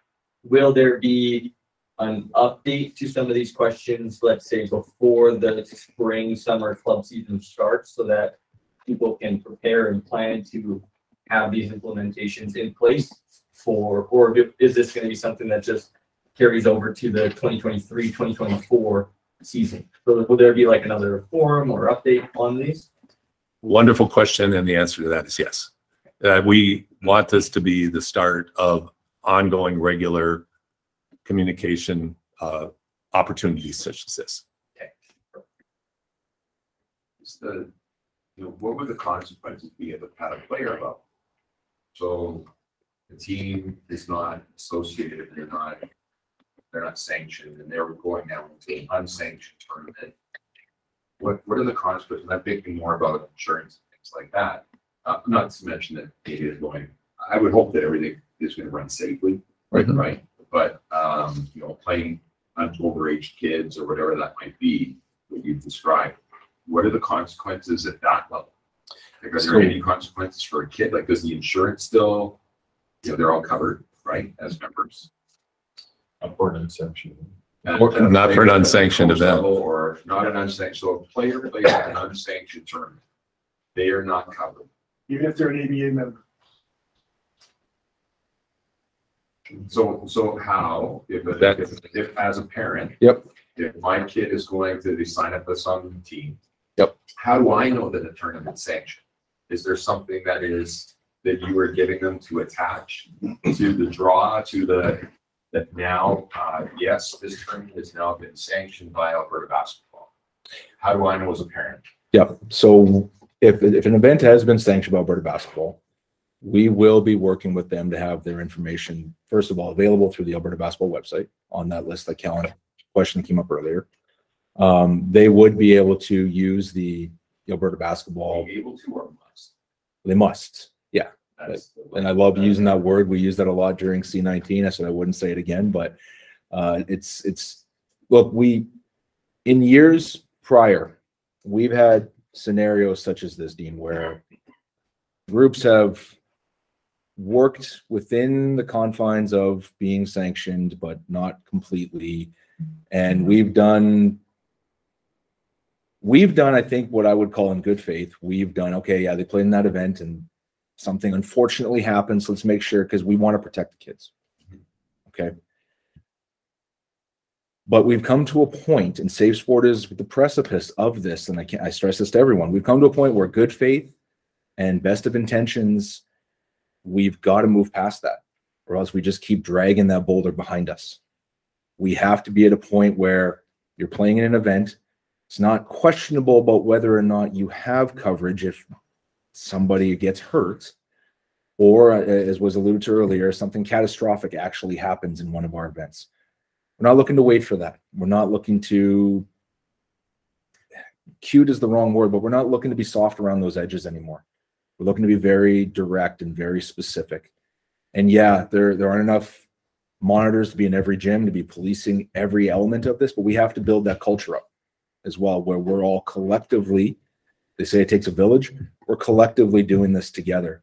So as Perry said, someone looks around and says, why isn't this person doing it? They start standing out more. someone is trying to shirk the edges to try and get past doing something a certain way, that's going to start looking really, really odd really soon. Yeah, Perry. Yeah, I mean, the history is the issue, and people want to be collaborative, and that collaborative spirit is a very positive one. Mhm. But like you said, dragging the boulder, that's the sort of negative side of collaboration. And you know, I have a kid that plays hockey, he's 15. If I walked into a room with a bunch of coaches and a parent group and said, "Hey, why don't we bring the 16-year-old with us to Medicine Hat?" I get a bunch of blank stare. Like, are you out of your mind? Like, it wouldn't be a thing. Like, it wouldn't be a thing that was suggested. It wouldn't be a thing that was considered. It's just not possible. And they wouldn't. But here it's like, oh, okay, well, you know, I mean, you meant it the best. So this tournament's okay. You know, switch the kids out on Saturday. Like, it's just because it's been the way it's been accepted. In other sports, it is completely up. And the word that I heard earlier was lucky. And so let's take lucky and move past it. Use Jeff's word, because lucky's it's going to run out. Lucky will run out, and we can't. There's just too many.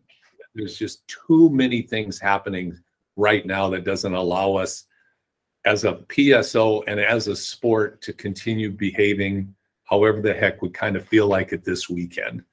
That really is the basketball. If I could use that oftentimes is what happens in basketball tournaments. Let's just do it this way for whatever the reasons are. Not to minimize that we're providing opportunities for kids to play. None of that. But we've got to get past that. And so we have to take the hard stand, and we have to say it's got to be sanctioned to be insured. We're not weird. We're just doing what volleyball does. We're just doing what soccer does. We're just doing what hockey does. We've got to do it in basketball. There's good reasons for that. And we have to listen to those good reasons and not just accept, well, that's not how we've done it before. We got to move past it. And this is what it's going to take to move past it. We're not looking for control. We're looking for safety. We're looking for governance. We're looking to provide a truly, and I want to emphasize that word, truly safe environment for kids. There was an incident a number of years ago where a team came down from, I believe it was the Yukon, stayed in a hotel. A kid jumped from one balcony to another, fell 4 stories, has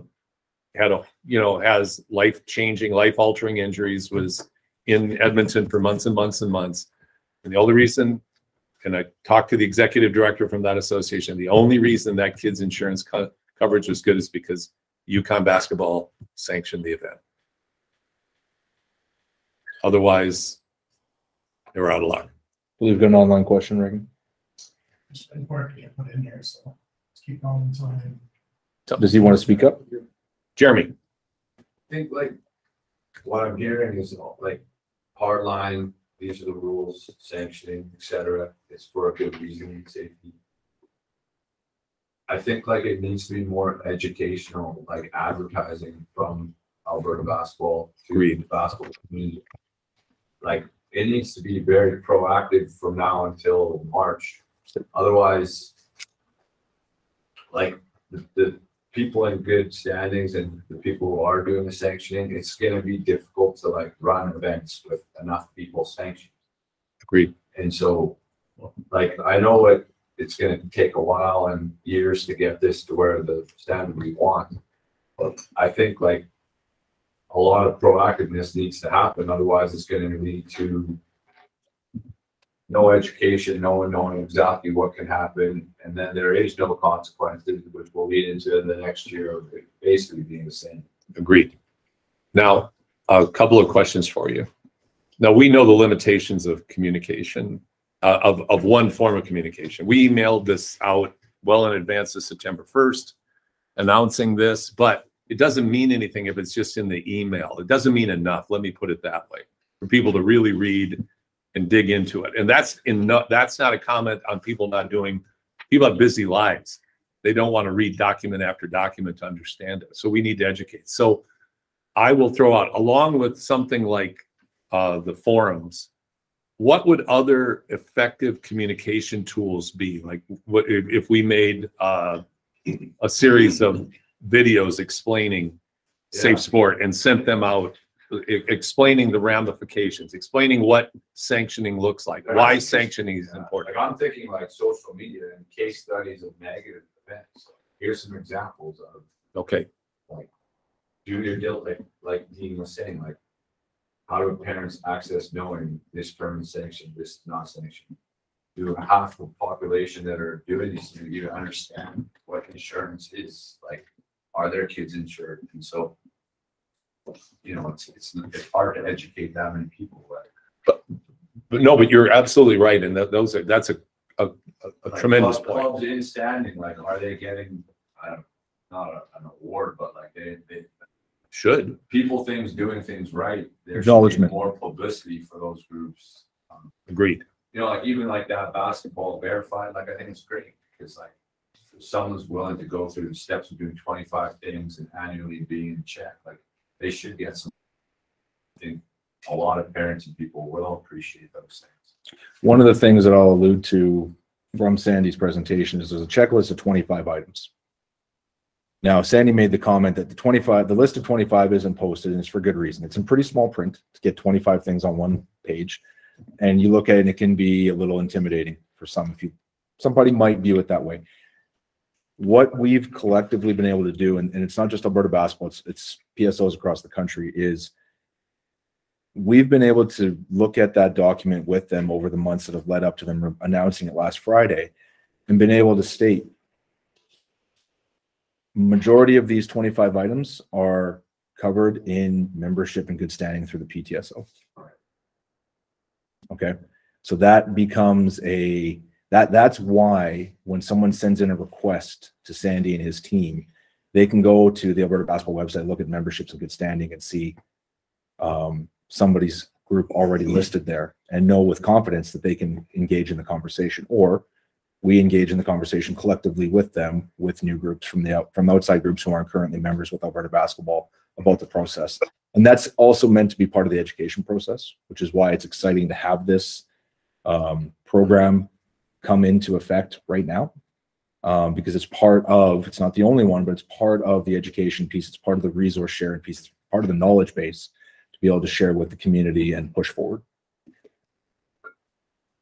Right. To kind of add to what Jeremy's been saying, there's obviously like not everyone in the basketball community is in this group.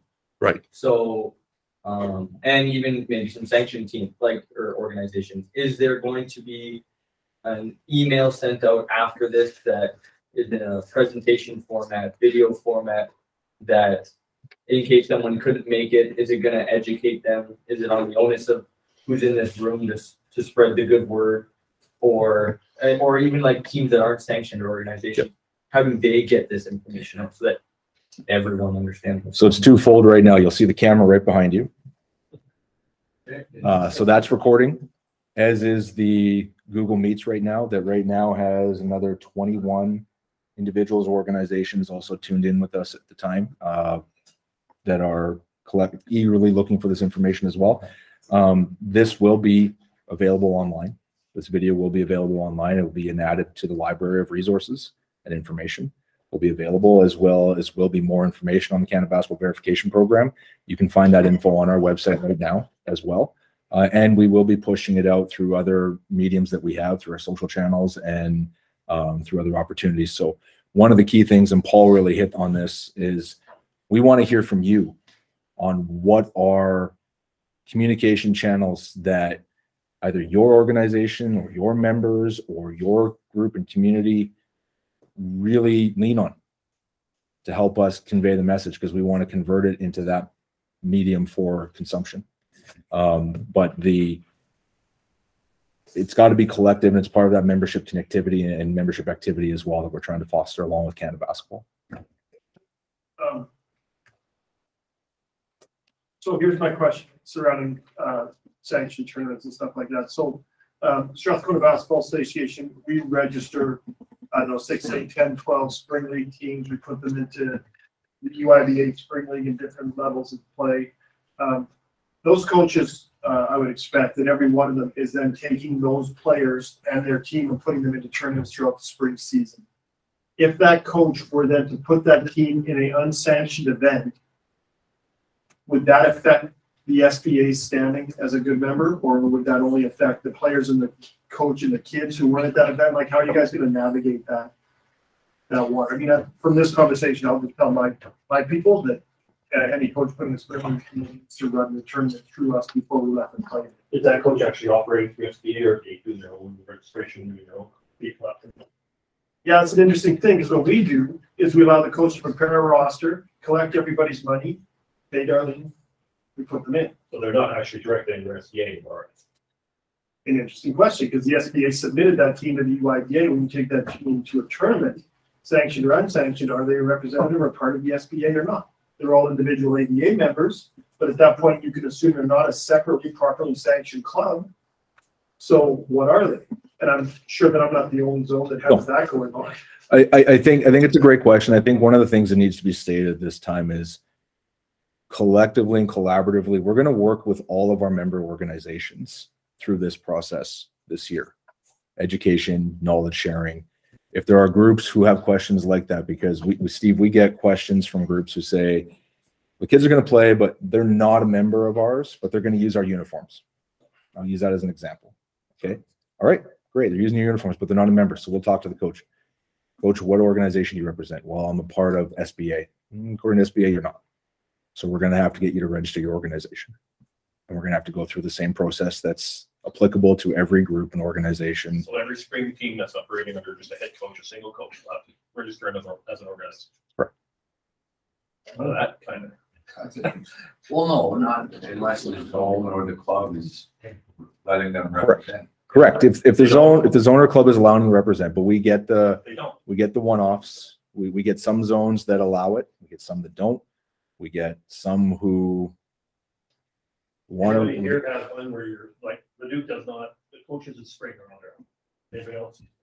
Well, what defines on their own? Like, for example, you would give us the jerseys and. I don't need equipment. I mean, yeah, they collect these for you.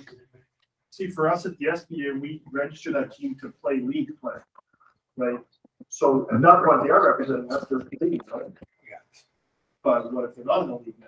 Do they represent us or not? We've never really broached that. Yeah. I'm sure the coach would tell you that they do represent us because the team was put together and registered through us.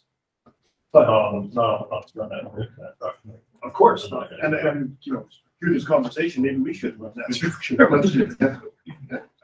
It's an interesting pickup in what needs to happen. How does it need to happen is the question. How it needs to happen and unfold, and we have to, you know, we have to work through this with you too, because there's every time we think we've closed one, we close one, sure.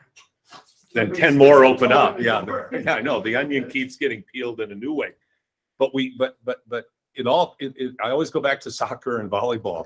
They just don't have this kind of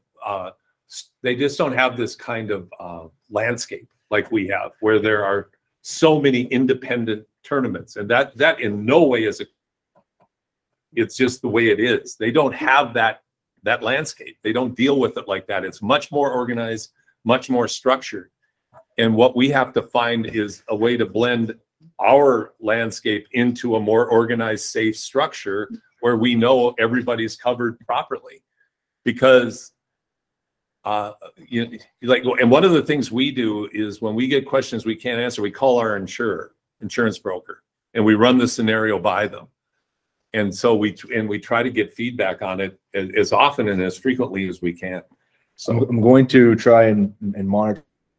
We do have to move on to a couple of other topics today, but there's 2 questions that are in the queue that have been patiently waiting. I just want to address one other thing real quick through Sport Canada. And this was addressed earlier through Michael Bartlett with Canada Basketball. But Sport Canada is asking the NSO at the NSO level to sign on to the abuse-free sport. And that is promoting the centralized system in place to have reports done, but that's at the NSO level. So what we are looking to do with the systems to mirror those standards, best practices in place, as Marvin has alluded to, until a provincial system is in place similar to it, how we can navigate similarly to what they are doing. But one of those things, and this is going to be in the policy updates and policy reviews, and all organizations will be doing it. ABA will have to be going through the review on policies as well. It's going to be adapting the UCCMS, or the Universal Code of Conduct, within our existing policies and our existing code of conducts. That is part of what Sport Canada is asking at the NSO level to be incorporated. I know provincially we're being asked by SPAR, Sport, Physical Activity and Recreation, through the government of Alberta, if we have incorporated that or if it's been incorporated through the NSO level. So that is going to be something that's going to be some changing in some language. It's going to have to be coming down as well. The notion of having the suite of policies, or the policy suite that, you know, Alberta Basketball does have policies posted on our Alberta Basketball website under the governance section, which you are free to use as templates, use as is. You want to put your logo on there and have that on there as and I guess we're using names in here, but if you want to have the SBA or the Legacy or the Calgary Code of Conduct or whatnot, it's free to use. It's a resource because we do recognize similarly, we don't have the ability, the capacities of Canada Basketball as the NSO level. We try to adapt what we can and pass that on. Okay. So Jeff, yep, this is a phenomenal discussion, but are we answering the two questions that are online? And I know Dean has a question back there, and then I think we'll kind of, okay. What's that? Yeah, go one more up there. Okay, go ahead.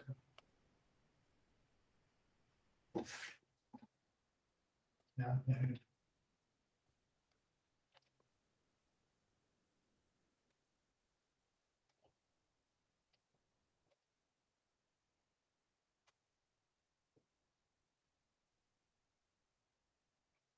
Is that Reagan? There we go. Yep, we can hear you now. Oh, sorry, I didn't. So one thing I just want to make sure that we're clear of too, right, is right now, while we currently don't have our bylaws or policing methods in place for some of these things that are going on, I think what's really important, and I know we've had an in-depth conversation with our insurance broker from Cooperators when we opened our facility and started talking about everything. We also need to start delving in, and I'm sure you guys have in your office, Paul, but I think any membered zone right now or membered club is going to need to see a copy of their full insurance policy, because until it's legally legislated that, you know, if you participate in a non-sanctioned event, your insurance becomes null and void. Is that written in the policy? I know that's not what we're saying right now, but we just have to be very careful because we want full, I agree 100%. We want full participation in sanctioning. That is the ultimate goal. But I know we are still in the middle of everything. And I know that you guys said you're looking to get legislation in place, but currently a deep delve into understanding what those policies actually look like, right? Because there's all sorts of loopholes people look for when they don't want to pay out and when they're looking for things like you said, Paul, they were very lucky in that incident with the balcony jumping. But it just, again, right now we're promoting best practices, but many insurance policies don't disappear because you participated in a non-sanctioned event. And we need to know what our policies through ABA look like. How many pages? We need to get copies of those. The zones should be having copies of those. Sure. I think that's a fair and reasonable comment. And I think that would be more information that we would then share with our members. And that would be the basis of ongoing dialogue and questions. A couple of things that I would just really emphasize to everybody. As you saw with Michael Bartlett, and Michael's not going to be the guy that you're going to be sending and firing questions to, but they have a lot of really good, they've increased the size and capacity of their organization. So for instance, on a lot of these issues, certainly Sandy McIntosh is an individual who's at your disposal if you have questions. He will contact you. If you have other questions, one suggestion I would have is fire them to us. And if you want to talk to someone at Canada Basketball, we will then link you up with the right person to talk to. We want to increase the lines of communication so that you get the answers you want to your specific questions in any way we can. So we need to increase our communication to what Jeremy and Brett were saying with ongoing forums, social media, sharing this presentation, doing more presentations. We need to do that. Please feel comfortable reaching out to us with any questions that you have at any time. And just to build on Jay's comments and questions before, so on our website, if you go to the insurance FAQs page, tons of the answers to those kind of things are there, and a link to the full policy is on there as well. So if you ever need access to that information, awesome, it's always there for you. a lot of again, the common things we get, questions we got to ask, we have laid out here on the website. So the information is there, and what you're covered for, the amounts, types of incidents, all these things are on here. You know, whether you're running tryouts or events or regular league play, all this stuff is nice and clearly laid out on here. So always easy, access our phone anytime, just by going to the website. Is there a portion on here where it covers all the requirements to run a sanction tournament? That stuff will be in our governance documents. So we go into our governance and membership tab. So governance and membership info. Again, all the policies are in here, and then a link to the full document. All the things accessed there, the governance policy, all that information is contained. And like running a sanction tournament. Yeah, it's in the governance policy. Perfect.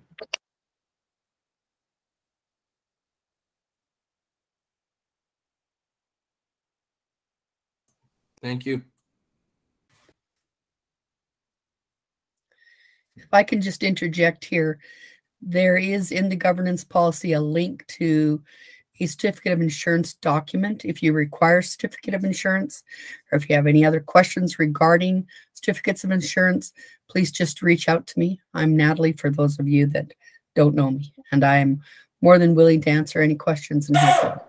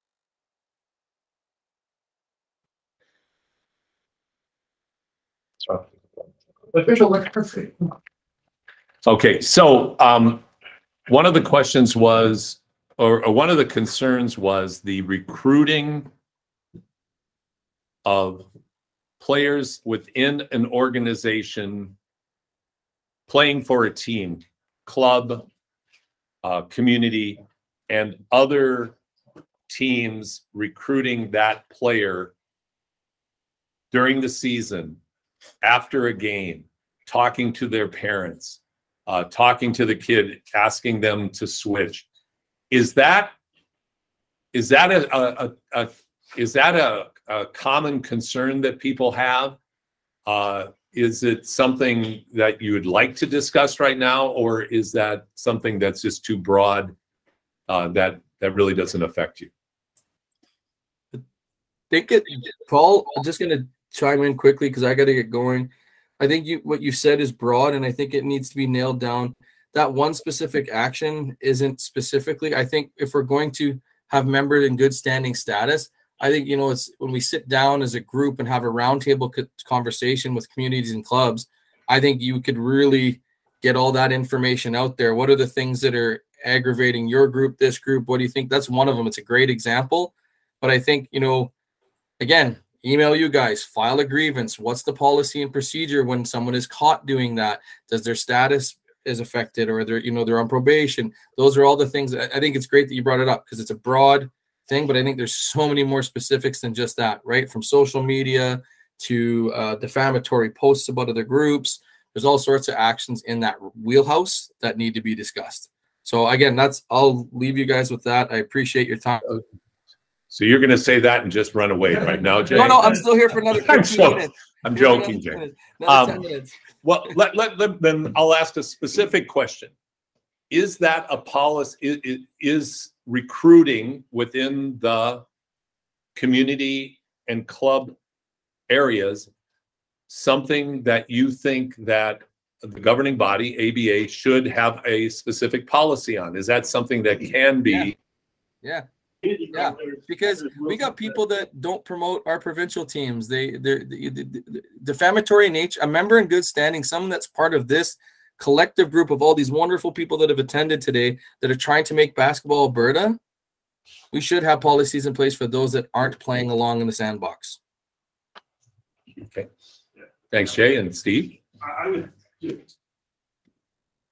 surmise, honestly, that the recruiting is strictly a club-to-club issue. Like in community league basketball, we have zones, and you have to register in your zone. And if you're not able to play in your zone for whatever reason, or not choosing to play in your zone, you have to file for an exemption and go through that path. So recruiting in the community league is kind of handled through that process of making it onerous to just switch zones or teams. Got it. That was more for a club, yeah.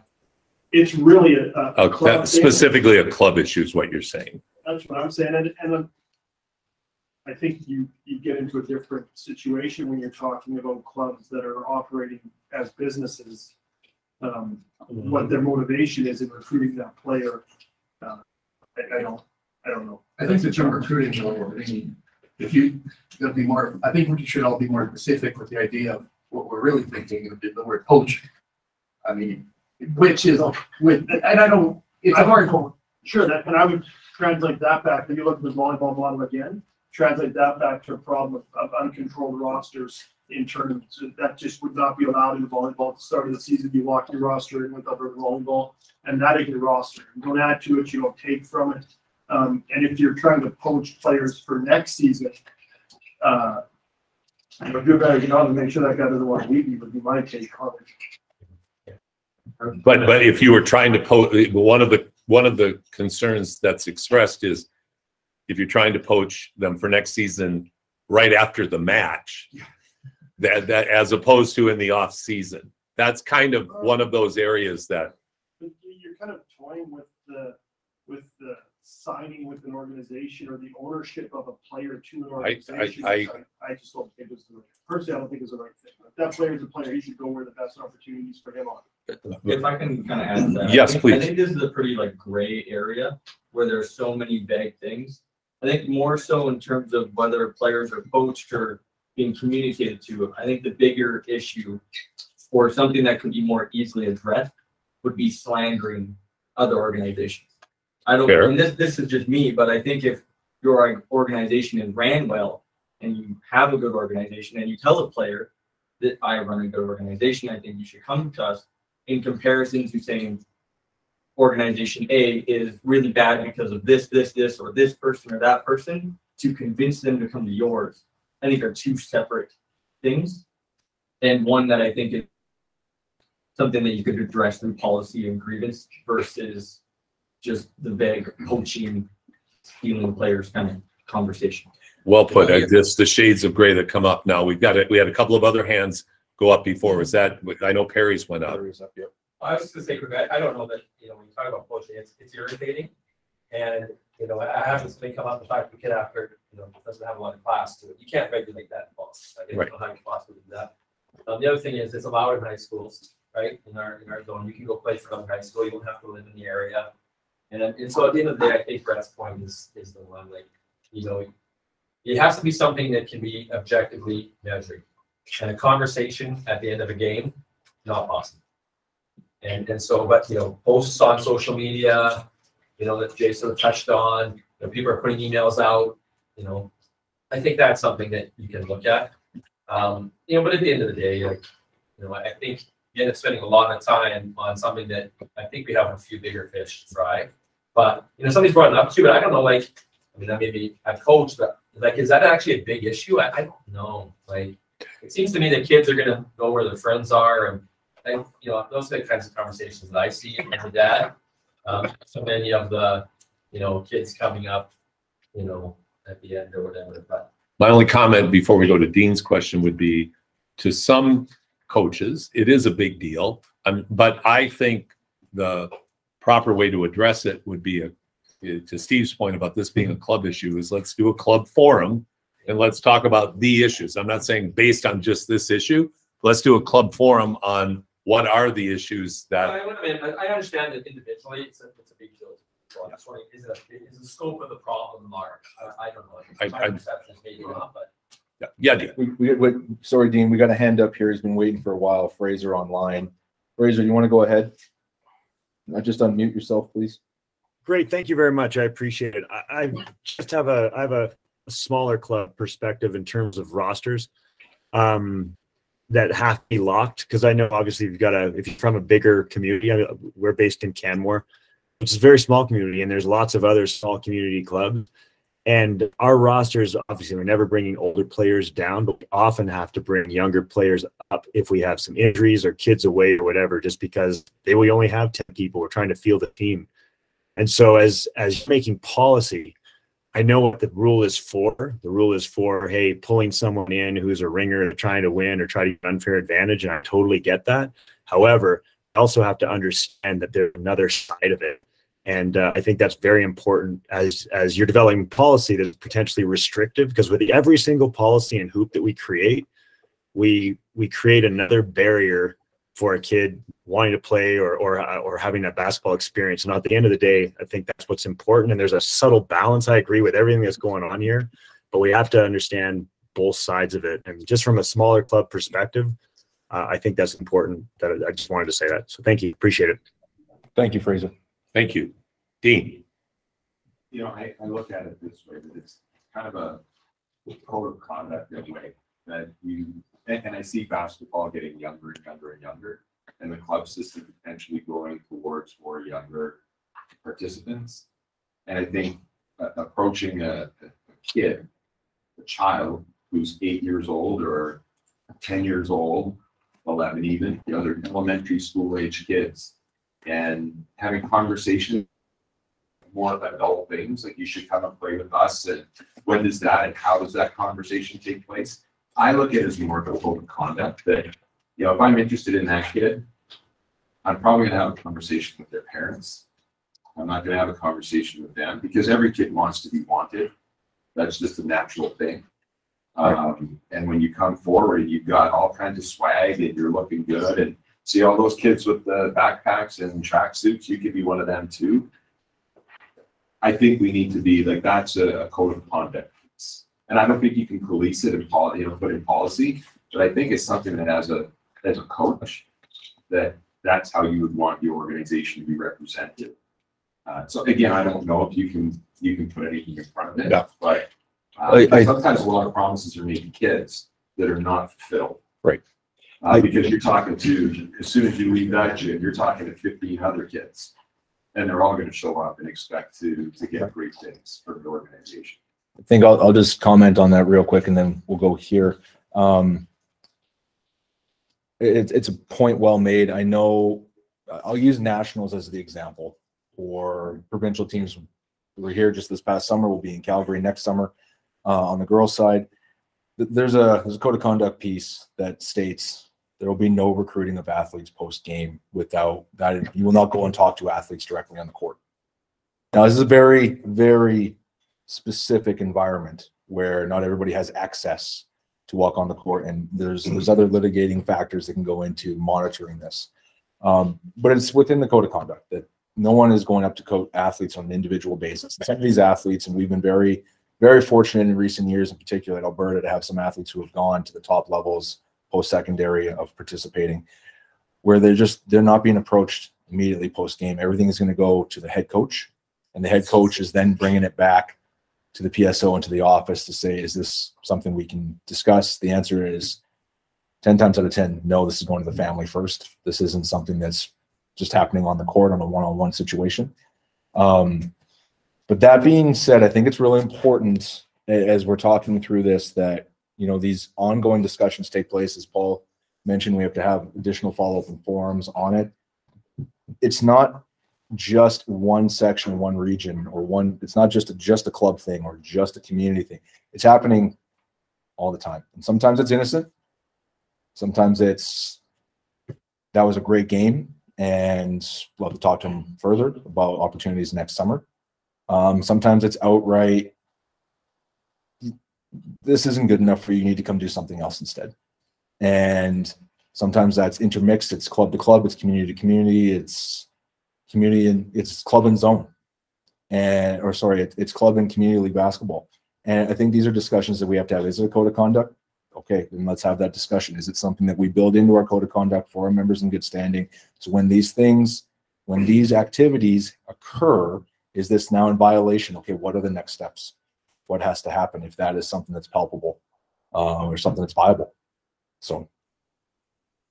Yes, sir. Yeah. Jeremy. Well, yeah, like the one thing I would say, like Jeff just kind of mentioned, like the club and community, like I find it hard to, like I coach in club and community and in schools, and so hybrid model. Yeah, but like I have a hard time seeing the UIBA as community all the time. Like to some extent they are a club, and so like when I look in my club I see like UIBA as a club that tries to use community to compete against the clubs, and then when I coach in community I can see like the value of the UIBA and whatnot. So it just those terms have to be used, because I think sometimes clubs get put in the clubs don't follow the rules, clubs aren't sanctioned, clubs aren't this and that, and for sure there's different clubs that have different standards. But I think both have merit and both can be great, but everyone needs to work together. And you need to be careful, I think, how you quantify or communicate what community league is and what club is, because I think they're to some extent competing against each other, and to some extent UIBA is a club to some extent. Okay. Fair. Yes, sir. Just yeah, that's a great example. You can always separate them. Certainly a new parent has no idea what UIBA stands for, with hoops or whatever. In terms of soliciting players, I'm a parent's proxy until I get back to the kids, but pretty much I believe it's up to the parents. It's going to be up to the parents whether they choose what organization they belong to. So I really don't like organizations trying to step in and its parents' activities or children. So that's something I like. There's a boundary with being there. Yes. And they're responsible for choosing the right path for their kids. So I'm kind of nervous about any policy that we attempt to right. That. But that being said, until there is a responsibility to coach, and sometimes they're in a situation where the parents are not there. So the coaches, I think that's where we can have some talking, at least some guidance, saying, hey guys, if there are solicitors, you are representing the child, in that sense, until the parents are, behind the back, basically, parents. You should, I would say, if somebody came up to me and said, guys, talk to your kid about, so here, I'll give me your information, I'll pass it to the parents to talk to them. Like that would be sort of my advice, right? I don't want to be the gatekeeper in concerns of that person soliciting that parent, but I definitely want to be the gatekeeper of that person soliciting that child. Does that make sense? It does. I don't know if I worded that well. But. You did very well. I think, well, okay, so to kind of wrap this up, more discussions have to take place. And I guess this kind of leads into a couple of points of emphasis. I think we really want to communicate clearly from this forum about Alberta basketball and what we are looking to accomplish. And Reagan, can you pull up the calendar of events, please? Put that up, please. We made the shift a few years ago away from offering a lot of programs to finding the way we can best collaborate within the framework of basketball, so that when we run our provincial team programs, that we can put kids in a position that they can, if they want to do both, they can do both. And we don't want to be competing with clubs to get kids to make choices and put them in really difficult positions. So I think we've tried hard, and I hope that we've walked the walk of trying to hit a better balance. So families can make choices. We are going more towards the governance, towards safe sport, etc. We have our core programs that were mandated to a large extent. Certainly we're mandated on provincial teams. But then like our academy programs, we're looking at ways to integrate our academy programs in with community and club programs as well. And that's a work in progress. We've had mixed results from working with the 2 Diamond Leagues in Edmonton and Calgary this year.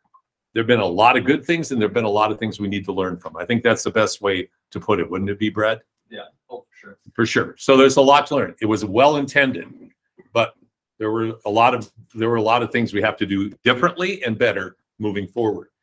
But for next year, for our calendar of events, youth provincials, which is our tradition, we will run from March 10th to 11th.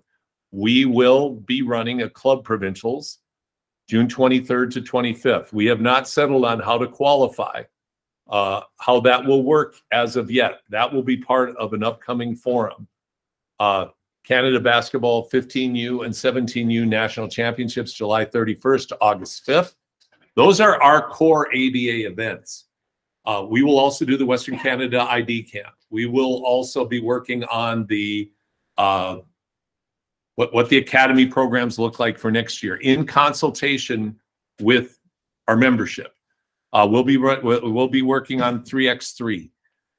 There's an event we don't have up there, which is our 3x3 provincial championship, which should be the first weekend in June, but we're still unclear about that, about how that's going to work. And that links into that global jam where they have a national 3x3 money tournament now as well that they also may be expanding.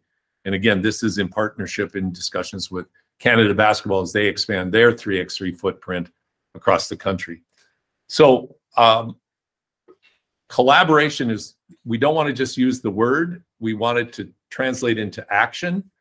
There's a number of action items that we have to follow up on this, but the biggest action item is improvement of, emphasis on, and actively seeking communication between us. And we want to hear, we want to listen, we want to act, we want to implement where it's responsible and appropriate. I hope we're conveying, we're doing this for the betterment of everybody, not for control, but for safety, safe sport, for policy implementation, to provide a framework, a structure similar to our very, our sports that we've mentioned often today, such as volleyball, etc., of trying to get it more harmonized so everybody's safe, protected, and that you feel that you're being supported as well. It's a work in progress, but I think we're making progress. That's what I'm hoping. But anytime, anyone, and I just would think of just some really valuable conversations, Jeremy, I've had with you, where you've called and said, this is what I think. And they've been very helpful. And I hope translate into some of our actions as well. So that's kind of an overview of what we're doing and where we're going. So as we get down to our last 7 minutes, are there any closing questions or comments that anybody would like to share? We got a question online, Jay. I just want to thank Jeremy and Brett's comment, because I think they both brought in something that really, I guess, encapsulates the whole thing that's going on. Where, Jeremy said, EYBA might be viewed as a club or whatever. I would disagree with a little bit, saying that we're a league. We have a bunch of zones that participate that could be viewed as community clubs. But what they both said, which is I think the key thing we want to take out of this into our next, hopefully a forum where we have a roundtable version of this, is that the real issue is the slander against all the groups. All these groups in the community have merit, and they provide relative competition for the basketball community. So that's, if I could close on something that would feel good when I leave, is letting people know that it's good to see these people in the room that all have the same goal. But that is it in a nutshell, right? It's those perceptions, it's the slandering, it's all the stuff you guys want to talk about. It's great. And again, everybody has merit from where they're coming from, and it's just bringing it together. So I thank you all. Thanks, Jay. Thank you, Jay. Comments? Yes, sir. Regarding provincial and the governing bodies of Edmonton, Calgary, Red Deer, etc. With regards to when you're getting provincial, I've seen a few different examples of, we're talking strategic rules, but even going from the grassroots of U11 or U13, just regarding the kind of bringing together some of those rules that they're not that one organization such as the IABA, there's a certain set of rules. I'm sure this has come up many times, you and me, so I see them and I have questions, and well, you learn a certain way. I mean, a specific example would be you're allowed anyone to be in his own press, but in provincials, if you get the provincials, you wouldn't be allowed his own press, whereas they do it in Calgary, or do not in Calgary as well. So I know it's just subtle, it's nuanced, but no. Well, it is, but yeah, exactly. It's not, but it's sort of. It is, but it is until you run into where you can't. That's what it is, Yeah. right? So if I'm teaching a man run and jump in a press, all of a sudden, or instead of, you know, I want to run into do a 1-3-1, but somebody calls it up at that level. But you know, be fortunate to make provincial. But I'm just saying, I've noticed that last year playing in the U11. I mean, I know Calgary, reading up on the Calgary rules, for example, now they're going 4 and 4 3-minute shifts. Yep. And that's, and you know, they took it another step, which I noticed their score sheet. Now you actually have to list the players, which I think that's probably a positive. But yeah, how do we? So it's a great question. There, by no means am I peeling back a curtain or anything here, but there's been monthly ongoing discussions between Calgary Minor Basketball, Edmonton Youth Basketball, and Alberta Basketball about rule alignment. It's been going on for since last year's youth provincials, in preparation for last year's youth provincials. We're in the final stages of the final draft of the rule modifications that will be in play for this year's youth provincials, which will include the U11 automatic substitution modification this year, which will be aligning between Calgary and Edmonton's leagues. The goal, and I'm not speaking for them, I'm speaking alongside them, having sat on these conversations, the goal is to push forward towards alignment between the leagues, between the league play, so that we're striving towards what's best for the athletes on the court, best for their development, best for all stakeholders involved in the game, including the referees, so that it's not something different at each game or each league or each from one city to the next. It's a work in progress, but it is going to be coming out. I believe the final draft is going to go out to both leagues this week, and then we're going to look to post it so that it's available now, so that coaches are prepared for it. That one that you mentioned with the 11U age modification, it's going to be in play now for the start of the forward seating, or the, I'm going to get the word wrong language, so please, Jay, Ken, and Mike, don't get too upset with me for saying this, but past the seeding stage, so now we're into league games, and there's about 5 weeks before Christmas, including this past one, so it's going to be implemented at that time. I guess the other part to that is, and that's why I called it nuance, Paul, in the sense that if I'm not reading, like for example, I'm not going to, you know, I could teach a 1-3-1 right now, but really I'll just focus on, and I don't want to teach them too much. I don't want to go over the top. We're only teaching them for a couple of levels of what a press looks like anyway. But starting something and then realizing you did well, and now all of a sudden the tournament where you can't do it, you're like, oh, well, okay. The imperfect process, but Jeff used the key word, work in progress, but there is progress. Absolutely. Fair. Yes, sir. I think everybody here would have it. We got the most heated debate we probably have in this room is talking about presses right now. But there seems to be a trend as far as controlling presses at what age level or what tier levels or what competition levels, and is there a price to pay for spending all that practice time to do presses?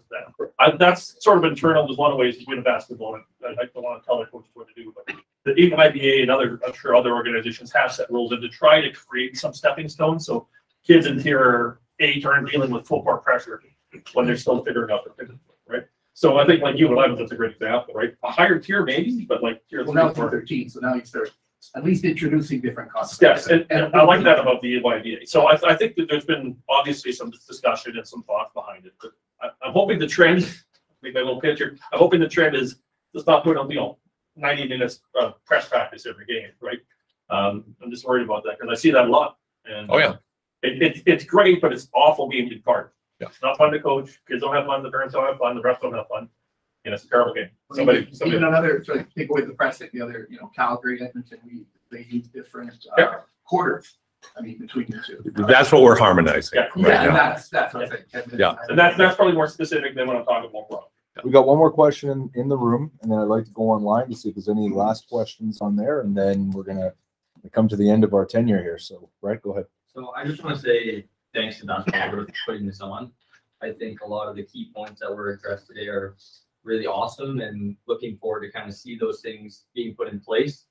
A lot of the onus is on organizations and people to help enforce what these policies are going to be. And I think moving forward, if we can have better communication, more constant communication on what the roles and responsibilities are from an organization standpoint to help implement these, it is, I think, something that would be very beneficial moving forward.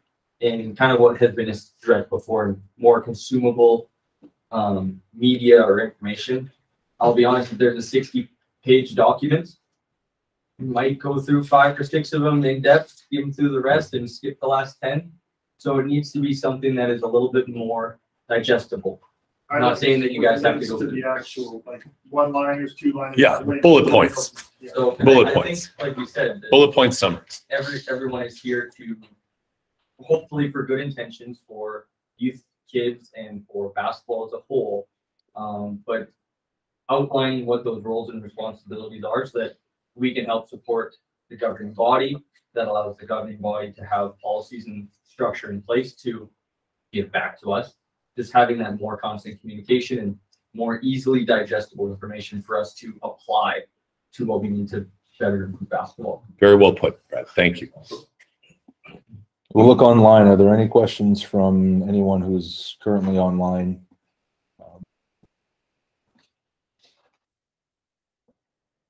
Okay. To summarize, thank you.